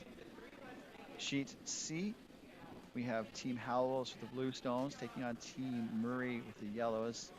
Murray has a 4-2 lead, and it looks like Murray is sitting 3 Yellows in the house without hammer. Sheet 4, they're clearing the stones after the end of the end. Sheet 4 is a contest between Team Fellman, Red Rocks, Team McDonald of the Yellowstones. McDonald is up 6-3 as they look to start the 7th end. Right.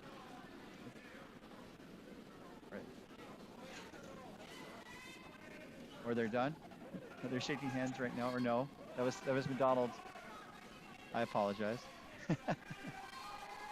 And Sheet 4, another close contest. We have Team Siggins with the Blue Stones taking on Team Pomeroy with the Yellow Rocks. Pomeroy is up 5-4, although Siggins did score a deuce in the 6th to draw within 1 of the Pomeroy team out of the Oval Curling Club of Utah and Dallas Fort Worth, Texas. So returning to our feature sheets, rocks are in play as we see the final rock coming from Christina Ludo of the game. She has a center guard right on the center line, and she drew around it to the back 4. So it looks like Endicott wants to draw into the house, sit on top of that.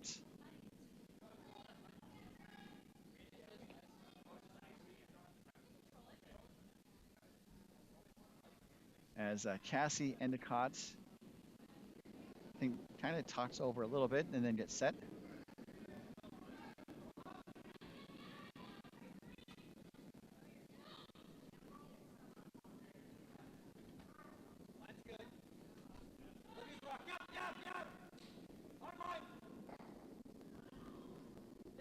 Looking to draw around the red guard.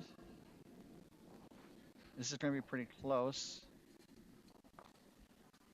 It just nudges the red guard and then rolls into the top 8. It doesn't dislodge the red rock. So the no-tit rule held firm in this case. And so now it looks like Barajas is going to make a play on that Yellowstone in the house.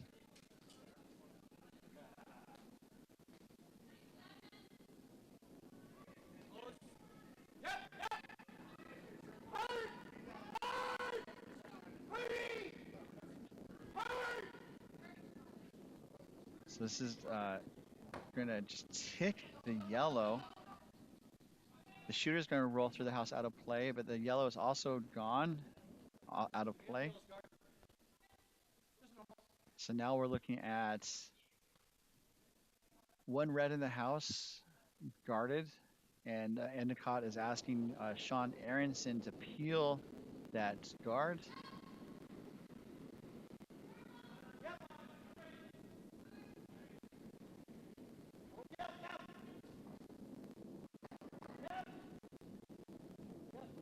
Looks like the guard is going to be peeled as the red goes out. The yellow rolls to the wings, and so now Endicott has two corner guards. Looks like Barajas is going to put it back to the center guard. Asking Eric Chiarella Jensen to put up a center guard with his last in the 8th end.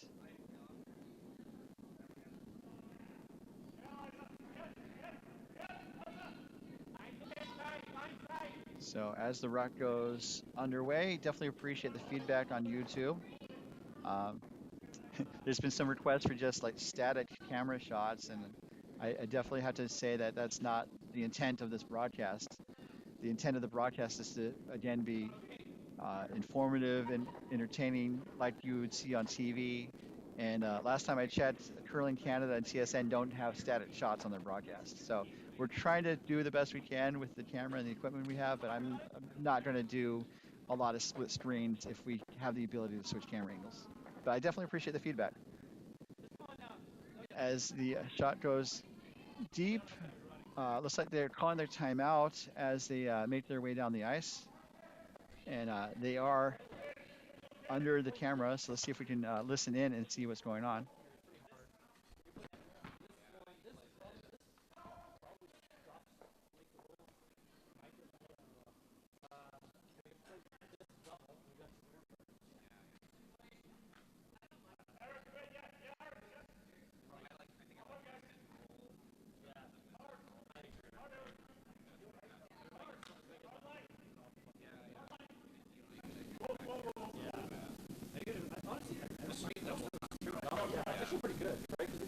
Yeah, yeah.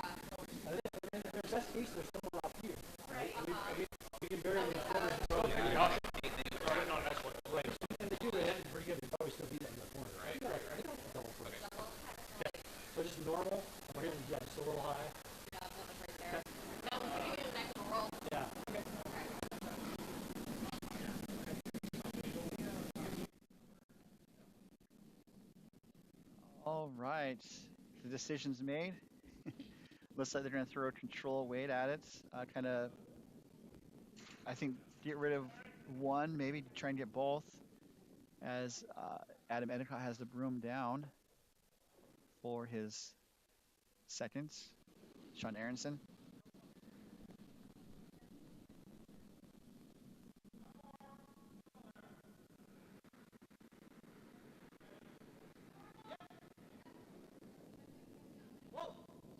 And I definitely think that's a pretty good use of a timeout. Because it's not too late in the end. Still a chance to really talk about the possible outcome. And it's going to get one. Rolls on top of the center shot stone. And so now it looks like Barajas is going to try to clear the yellow. And looking to maybe roll the wings, but I think they're looking at maybe something a little different.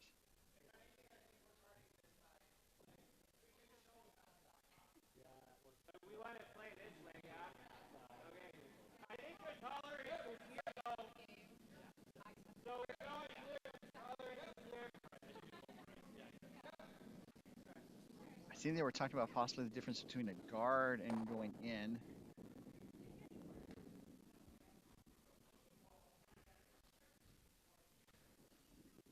As Kate Garfinkel gets sets. And again, this is the mixed fours format where teams alternate based on gender. So the most common formation is woman, man, so that the male is skipping the team. This looks to be more of a guard. And this is also over curling. I think they need to look for a plan B here. Interesting.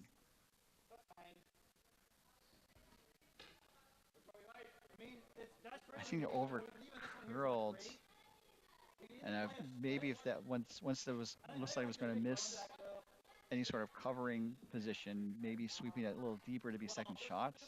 The problem is when we leave this, they just guard it. We're never getting to this one. We don't make us run. So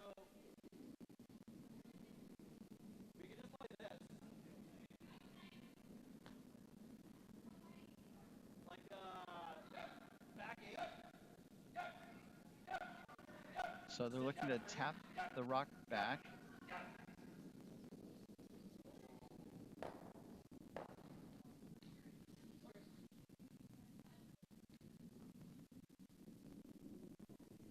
This is Kate Garfinkel's first.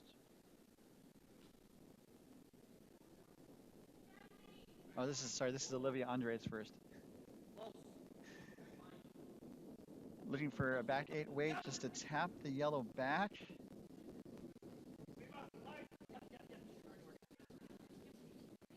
It's going to tap the yellow back, but it's going to tap it too far. It's going to tap it to the back 12, where it's going to hang on to the edge there. So now Barajas is sitting 1-2, and Endicott is sitting 3-4. And it looks like Barajas is calling their timeout, Team Barajas. So this is another chance to like listen in to see what they're doing. So we're doing our broadcast. Hello, chat room. Appreciate it. All right, let's listen in.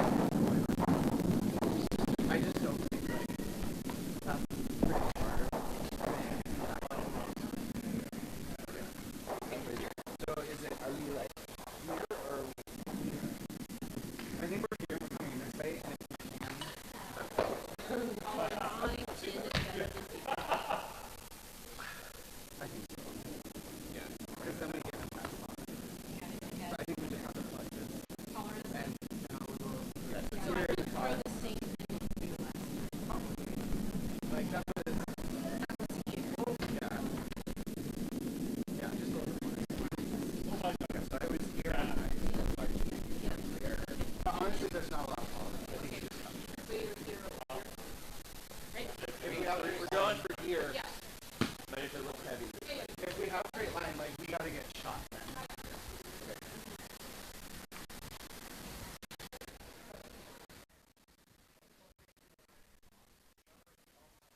Okay. So Even if we're here, looks like they're trying to.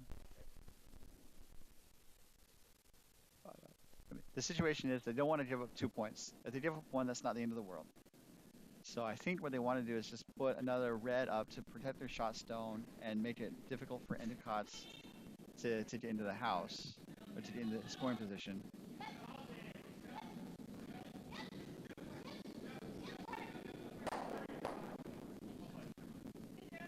got more room.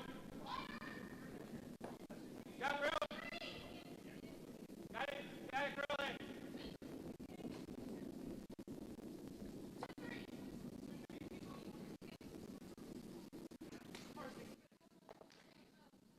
So let's see where it ends up. It's going to protect the shot stone. And it looks like Endicott's looking to maybe try the double there, at least to open things up a little bit, to have at least a draw to the house for a single point. Definitely the getting 2 or more points is still on the board there.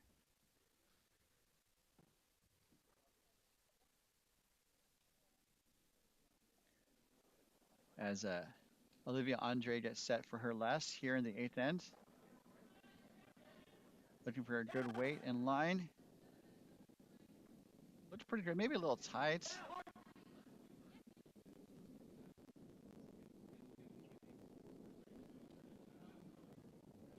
And it's, ooh. So it got around the red center guard and clips the red on the inside, and then the shooter rolled towards the bottom of the screen or to the right, depending on how we view it. And so now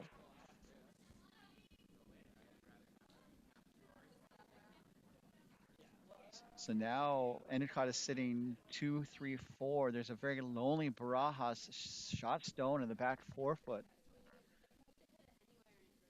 And now they're taking their time to fully consider their shots. I think they're looking to maybe just hit those yellows out to reduce the reduce the opportunity of giving up multiple points. Because again, giving up 1 point isn't too bad because it's a tie. They would go to an extra end and have a chance to win with a hammer. Giving up 2 points, they lose the game. And these are pool games, pool play games. And so you definitely want to be in the top 1, 2 of the pool to advance to the playoff round. So this looks to be, I think, maybe a hit and roll. Christina's really trying to sweep it over. Let's gonna just nose it and roll a little towards the center. And it does. The double is, there's still a double possibility. That's why they pay the skips the big bucks to try and take these shots on. So Team Endicott is down 1 with the hammer here in the 8th, looking to try and score 2 points here.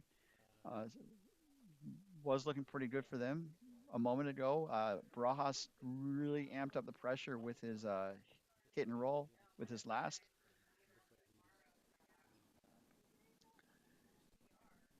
And there's that center guard that's still causing problems, or that still could cause problems.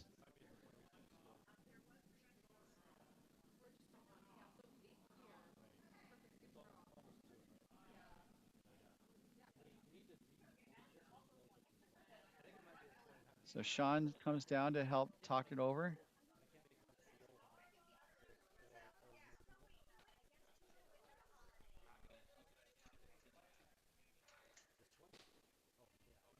While they're talking it over, had a request to see how sheet 5 is doing. Looks like they're done on. Sorry, sheet 5 is still in progress. I'll look on the score real quick. So it looks like Team Pomeroy is up. Ken's head is in the way. It's a 2-point game. He's up 6-4. Siggins has the hammer in the 8th end. Pomeroy is sitting 2. And then Siggins is sitting 3-4. And this shot coming from Team Siggins is a little heavy and just kind of clips the yellow. So it's still Pomeroy sitting 2 without the hammer here in the 8th. All right, so Broom's down on our feature sheet as Endicott shot is away. And it looks like they're just going to try and draw. This could be where they're going to just try and tie the game and see how they fare in the extra end here. This is looking, I say a little light, but it's actually not too bad. It's going to sit right on the lid again. That's another great draw there from Adam Endicott.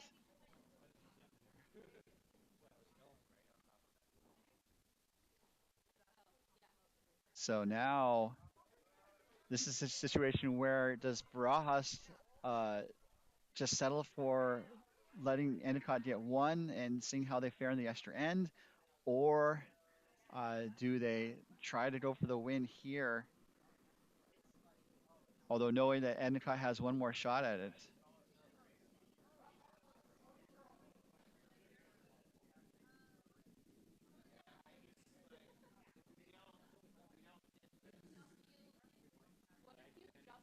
So they're looking it over. I don't think you try to pick out that yellow rock. It's just, I think the angles aren't really good. I think you just try to reduce the scoring area and force Endicott to either settle for 1 and go to the extra end or possibly make an error and give up a steal for the game. So I think that's what they're doing. I think they're going to try and draw to sit on the inside of that yellow and then maybe kind of force Endicott to try something tricky with his last. But this has turned out to be quite a game. Both teams still have plenty of time to finish the game. If they wanted to talk it over for another minute or so, they could. But this is Jesus Barajas' last here without the hammer in the eighth, looking for just a draw uh, to reduce the scoring area. Maybe tap the yellow back. It's a smidge, but you don't want to create a situation for Endicott to score two here.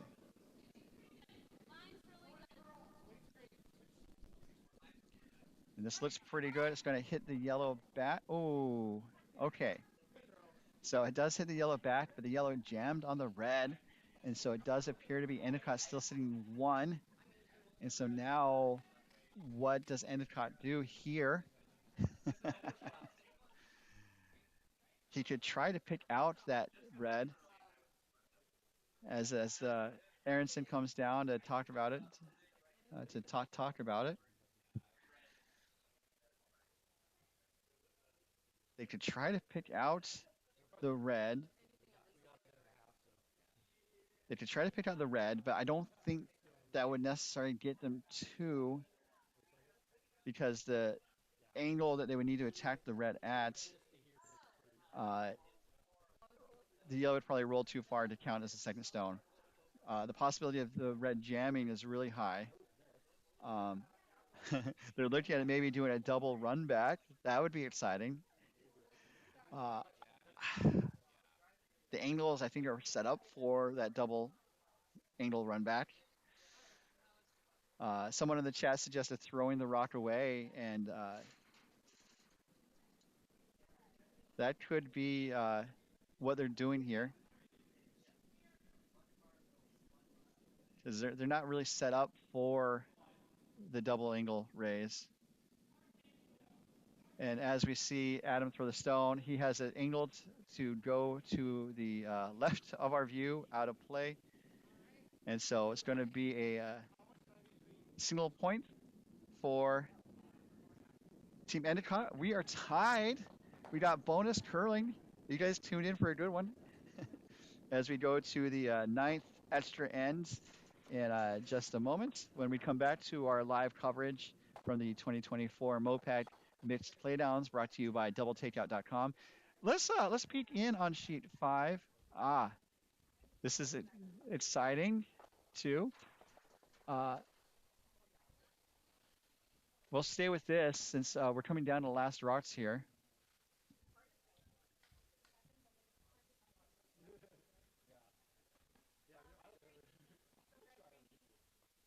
So looking at the situation, Citizens is playing with the Blue Stones. They're down 6-4 against Team Pomeroy of Oval Curling Club and Dallas Fort Worth. Oval's out of Utah. Looks like Citizens had been facing two Pomeroy Stones, and it looks like he was able to successfully draw in to sit shot on the button. But now, how does Citizens get 2 out of the situation to tie the game, or 3 to win outright? Looks like they're using their timeout, as both teams have not a lot of time remaining. Citizens has just over 1:40, which is enough time to throw 2 stones. And then Pomeroy has just 48 ticks of the clock. So they're looking at different situations. I think they're looking to possibly maybe open things up to set up a final shot. Because there's not really a solid path down the middle here as you look on the left side. So I think clearing the guards is the play here. And that's usually a good conventional wisdom, is that you very rarely go wrong by clearing the guard. Of course, if you do open things up, it does open things up for your opponent to take advantage of that. As we see the skip for Team Siggins, that is Mike Siggins of Coyotes, get set and deliver the rock.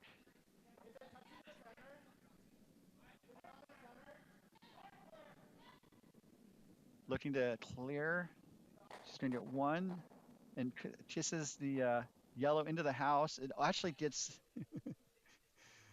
one of the crucial Pomeroy stones moving to the back of the house. That was a really strong shot there. I think it does open up the house, so Pomeroy could just hit the blue or nose hit the blue. And so it looks like Pomeroy is using his timeout.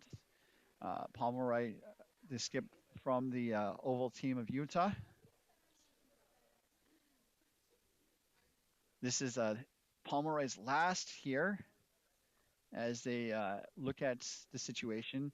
I think the situation is that if he gets rid of that blue, it makes Sidians have a really, really difficult shot to try and get two out of this. Because if he nose hits the shot blue, then how does Sidians get a second point? I think he has to be careful not to jam, but even if it jams on the back yellow, it still there's still be at least two yellows that outcount that one blue. So just a very interesting situation. Just to recap the players on Team Pomeroy, we have Ken Pomeroy from the Oval. We have Heather Cook from Dallas-Fort Worth.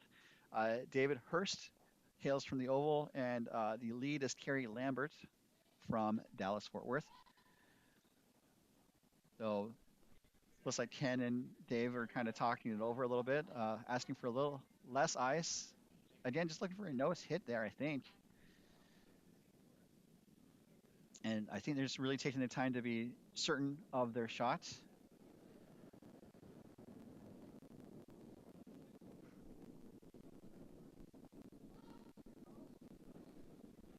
Looking back at our feature sheets, rots are in play. It looks like we have one Barajas stone in the back eights, guarded by an Endicott stone.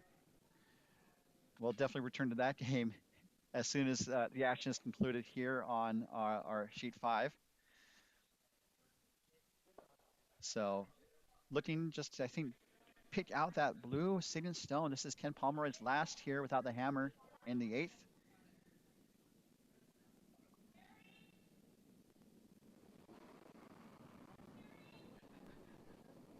And this needs to maybe curl a little bit.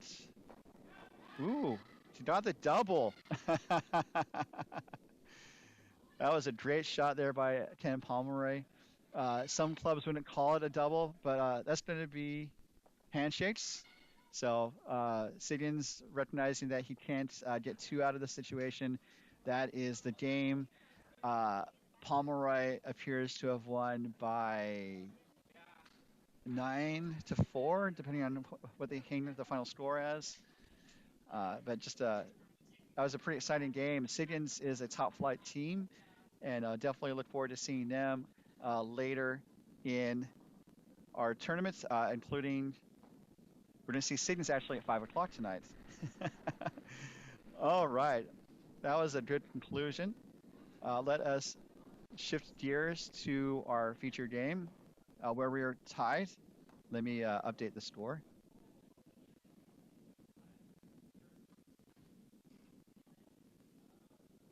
We're in a 9th end here.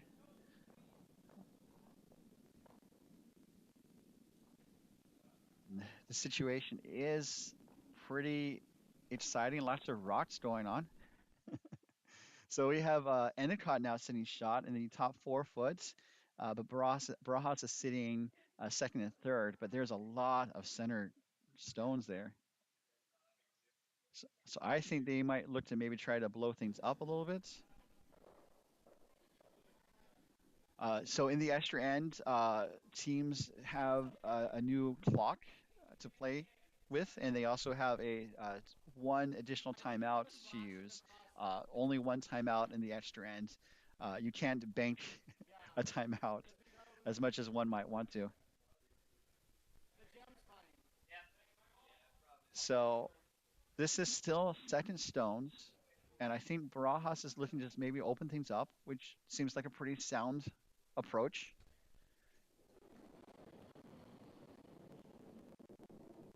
Lots of weight here. And it looks like it's going to get one. Is it going to get more than one? Just the one. I think they were maybe hoping to get 2 there. Someone was asking in the chat if they could get all 3. The rots are gone now, so it's hard to say. I thought it would have been tricky. As we see Aronson's next. Definitely appreciate everyone in the chat. Thank you so much for tuning in. And looking to just put the guard back up with Endicott sitting 1. This is Aronson's last, I believe. Barajas does have the hammer. Thank you, chat.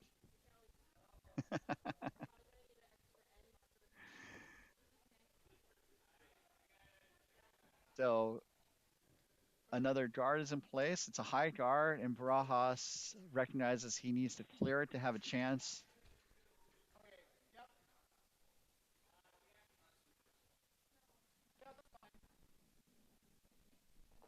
And I do think there's a possibility to maybe do a triple if you're like crazy.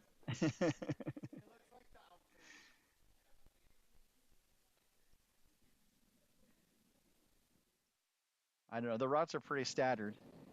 As Eric's shot is away here. He's going to get 1. Is he going to get more than 1? He gets 1. He gets the second one in the house. That is a great shot there from Eric Chiarella Jensen. My goodness.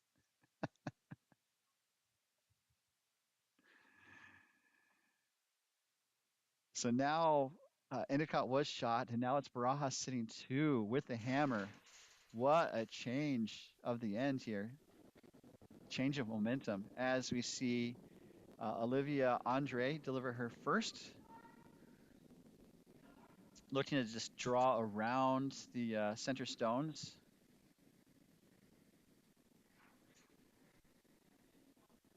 This is actually, I think, maybe going to wreck on the red up top. Nope, it's around the red. It's just another center stone. So Barajas has a hammer. And it looks like they're going to try to draw in themselves. This is going to be a situation where weight is super important because weights have been kind of light at times. So I'm going to time this again from as the stone travels between the blue hog lines.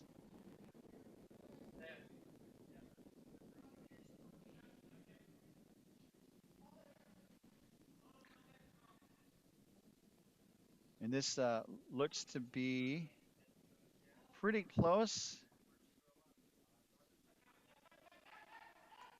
13.8, so it's a little light, but it looks really good as it got around the guards, and it's going to settle in the top 4 foot. So I got 13.8. That is, I think, about the same speed as I've been timing through the game. And Endicott stones were about 13.6, and they ended up in the back 4. So 13.8 ending up in the top 4 with some sweeping, I think makes sense. So there's a lot of center guards there now.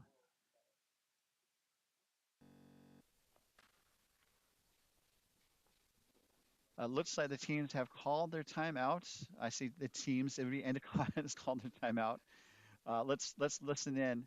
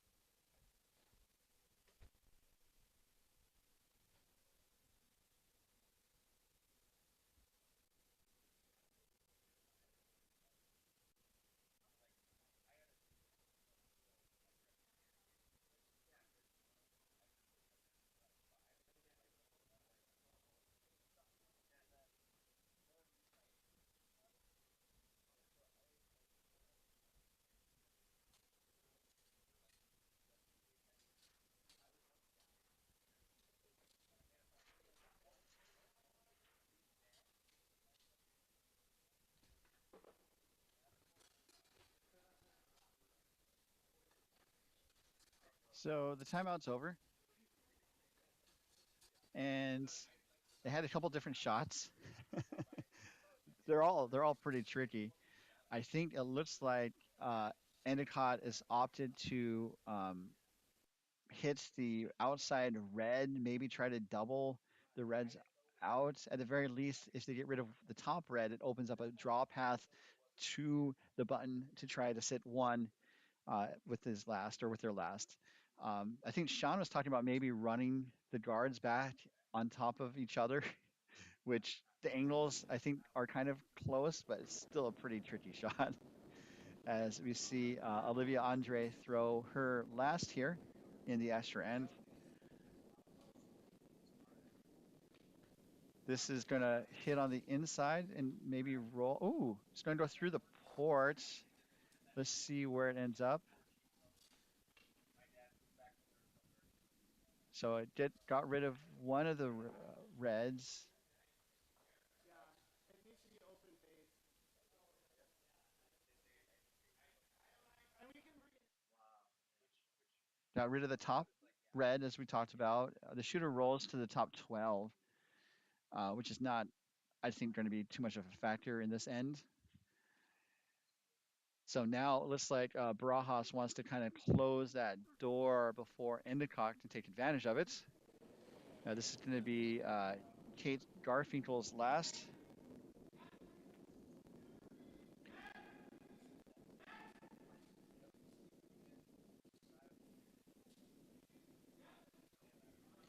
And I think just looking to put up a guard. This is going to look like it's going to tap on their own top red. It actually rolls to the wings. Kind of, I think, too wide to be much of a factor. So now Endicott has the chance to draw in, sit shot, and really force Barajas to make a play on the Endicott yellow. Just needs to make sure the line and the weight are correct. I mean, that's all there is to it.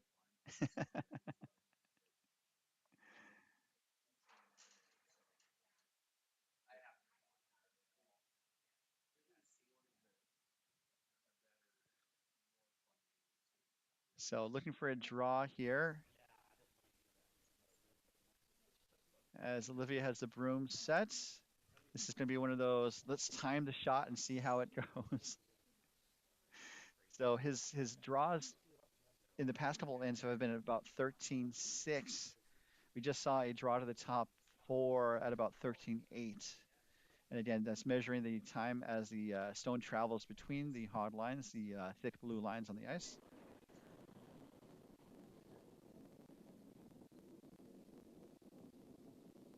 This looks a little light, but my eyes could be deceiving me. 13-5. So this should be pretty close to the button. It chips off of the red and rolls to the middle four, solid four. And so looks like Barajas just wants to throw weight at this.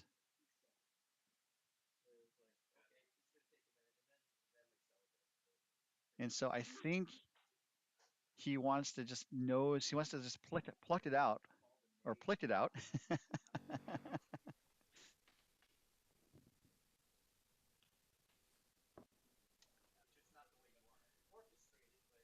So this is Jesus Barajas' first here in the extra end, looking to nose hit that yellow Endicott stone that is shot right now.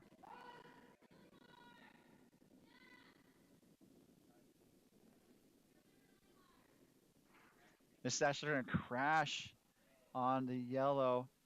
Oh, goodness. As the shooter rolls to the bottom left hand part of the 12-foot.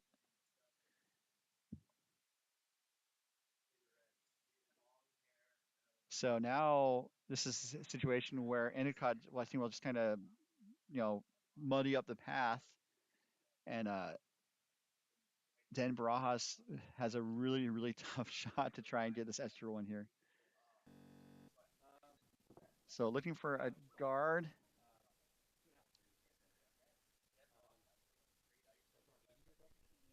This is Adam Endicott's last here. He has 30 seconds to finish his shot. He has a good amount of time. Barajas will have 50 seconds or so. I think they still have their timeout.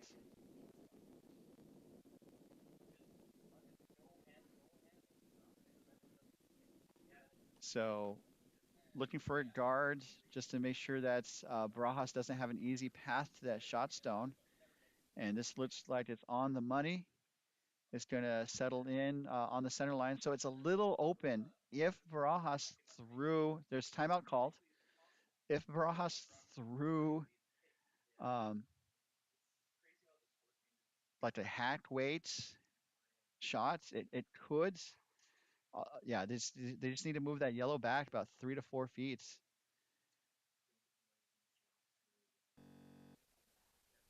So timeout's called. Let's see if we can listen in.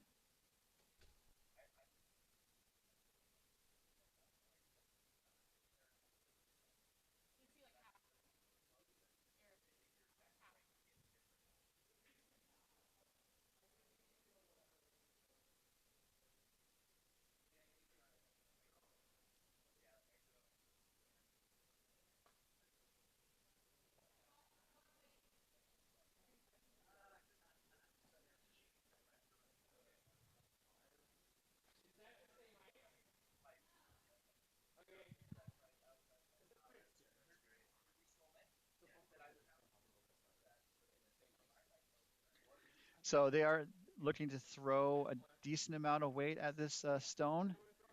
As people in the chat noted, the guard is not guarding a lot necessarily, but it does guard some. I think the shot stone is maybe about half exposed. And also, rocks down this path have been overcurling, so this is Jesus Barajas' last for the game.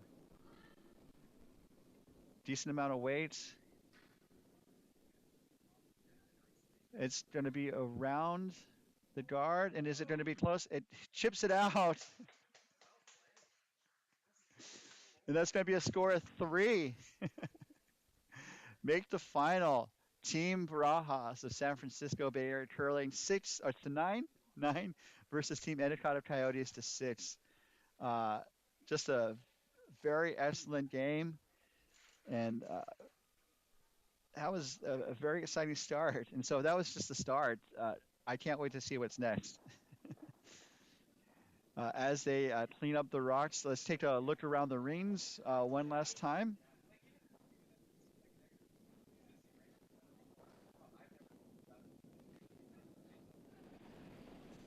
So it looks like all the other games are off the ice. So that's what happens when you have extra end games. So as we wrap things up, just another reminder that our coverage of the 2024 MoPac MITS Playdowns is brought to you by, one second. It's brought to you by doubletakeout.com. Doubletakeout.com is a site for curling stat geeks. You can check out how the top teams around the world stack up against each other in what proprietor Ted Pomeroy calls the world's best curling ranking system. That's all on doubletakeout.com. So it was a great finish there to this game. Just a reminder that we're back on at about 5 o'clock tonight to see Team Signans take on Team Muirs. And then our nightcap is going to be Team Norris taking on Team Howells. That's going to be about 8:30, the all-time specific, and all games on the MoPac YouTube channel. So for now, for all of us here at MoPac, San Francisco Bay Area Curling Club, doubletakeout.com, this is your host, Ryan, saying so long and good curling. We'll see you at 5 tonight.